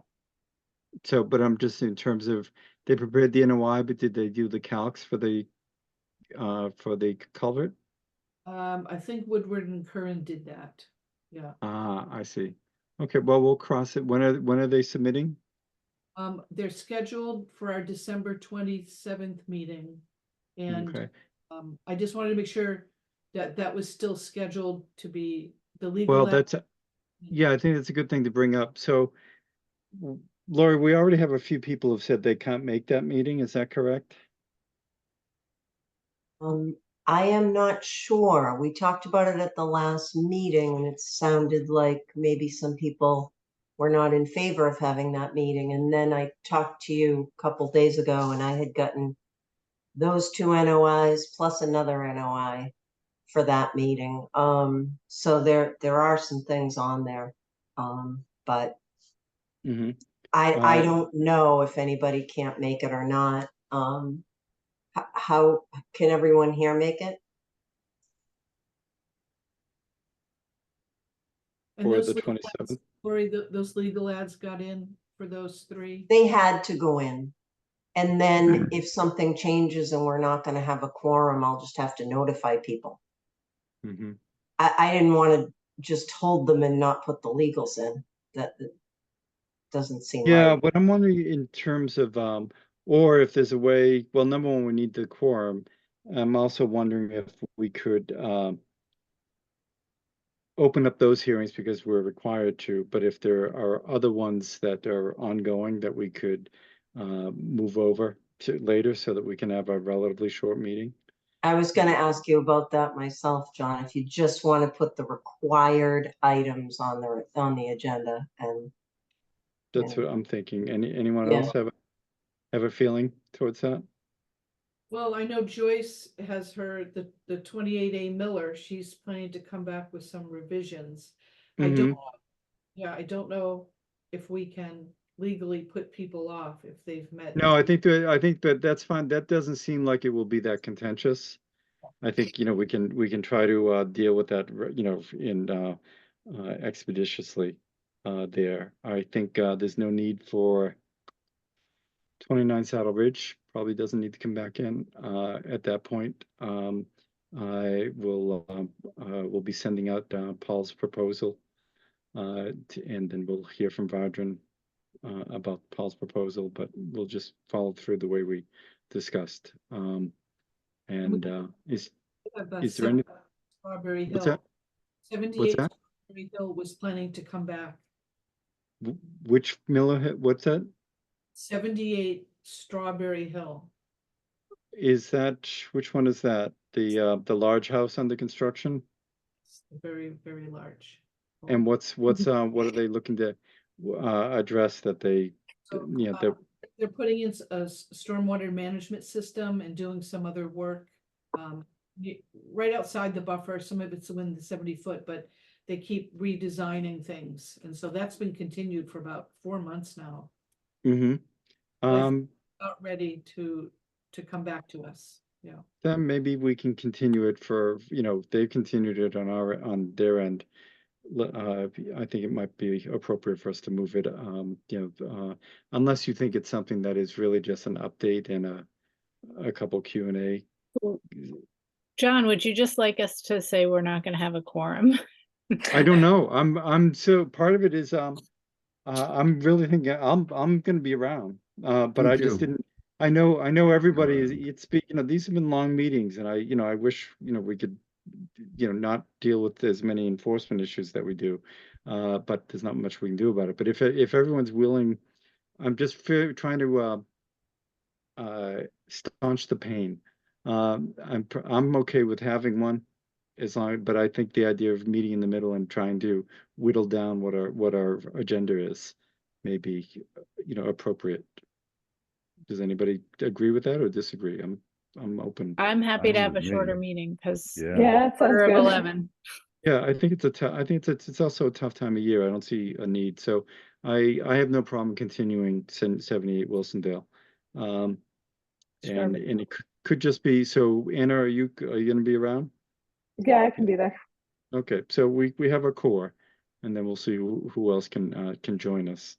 So Laura, we can Jim's discuss. still alive. I haven't seen him in. Yeah, I guess kids get older and they get more active. No. So Laura, we can discuss any paring down I of things. can let you know what would maybe be continued besides 78 Strawberry Hill, and maybe I can just contact people and Mhm. let them know. We're only Yeah. doing the hearings, and we'll see you in January.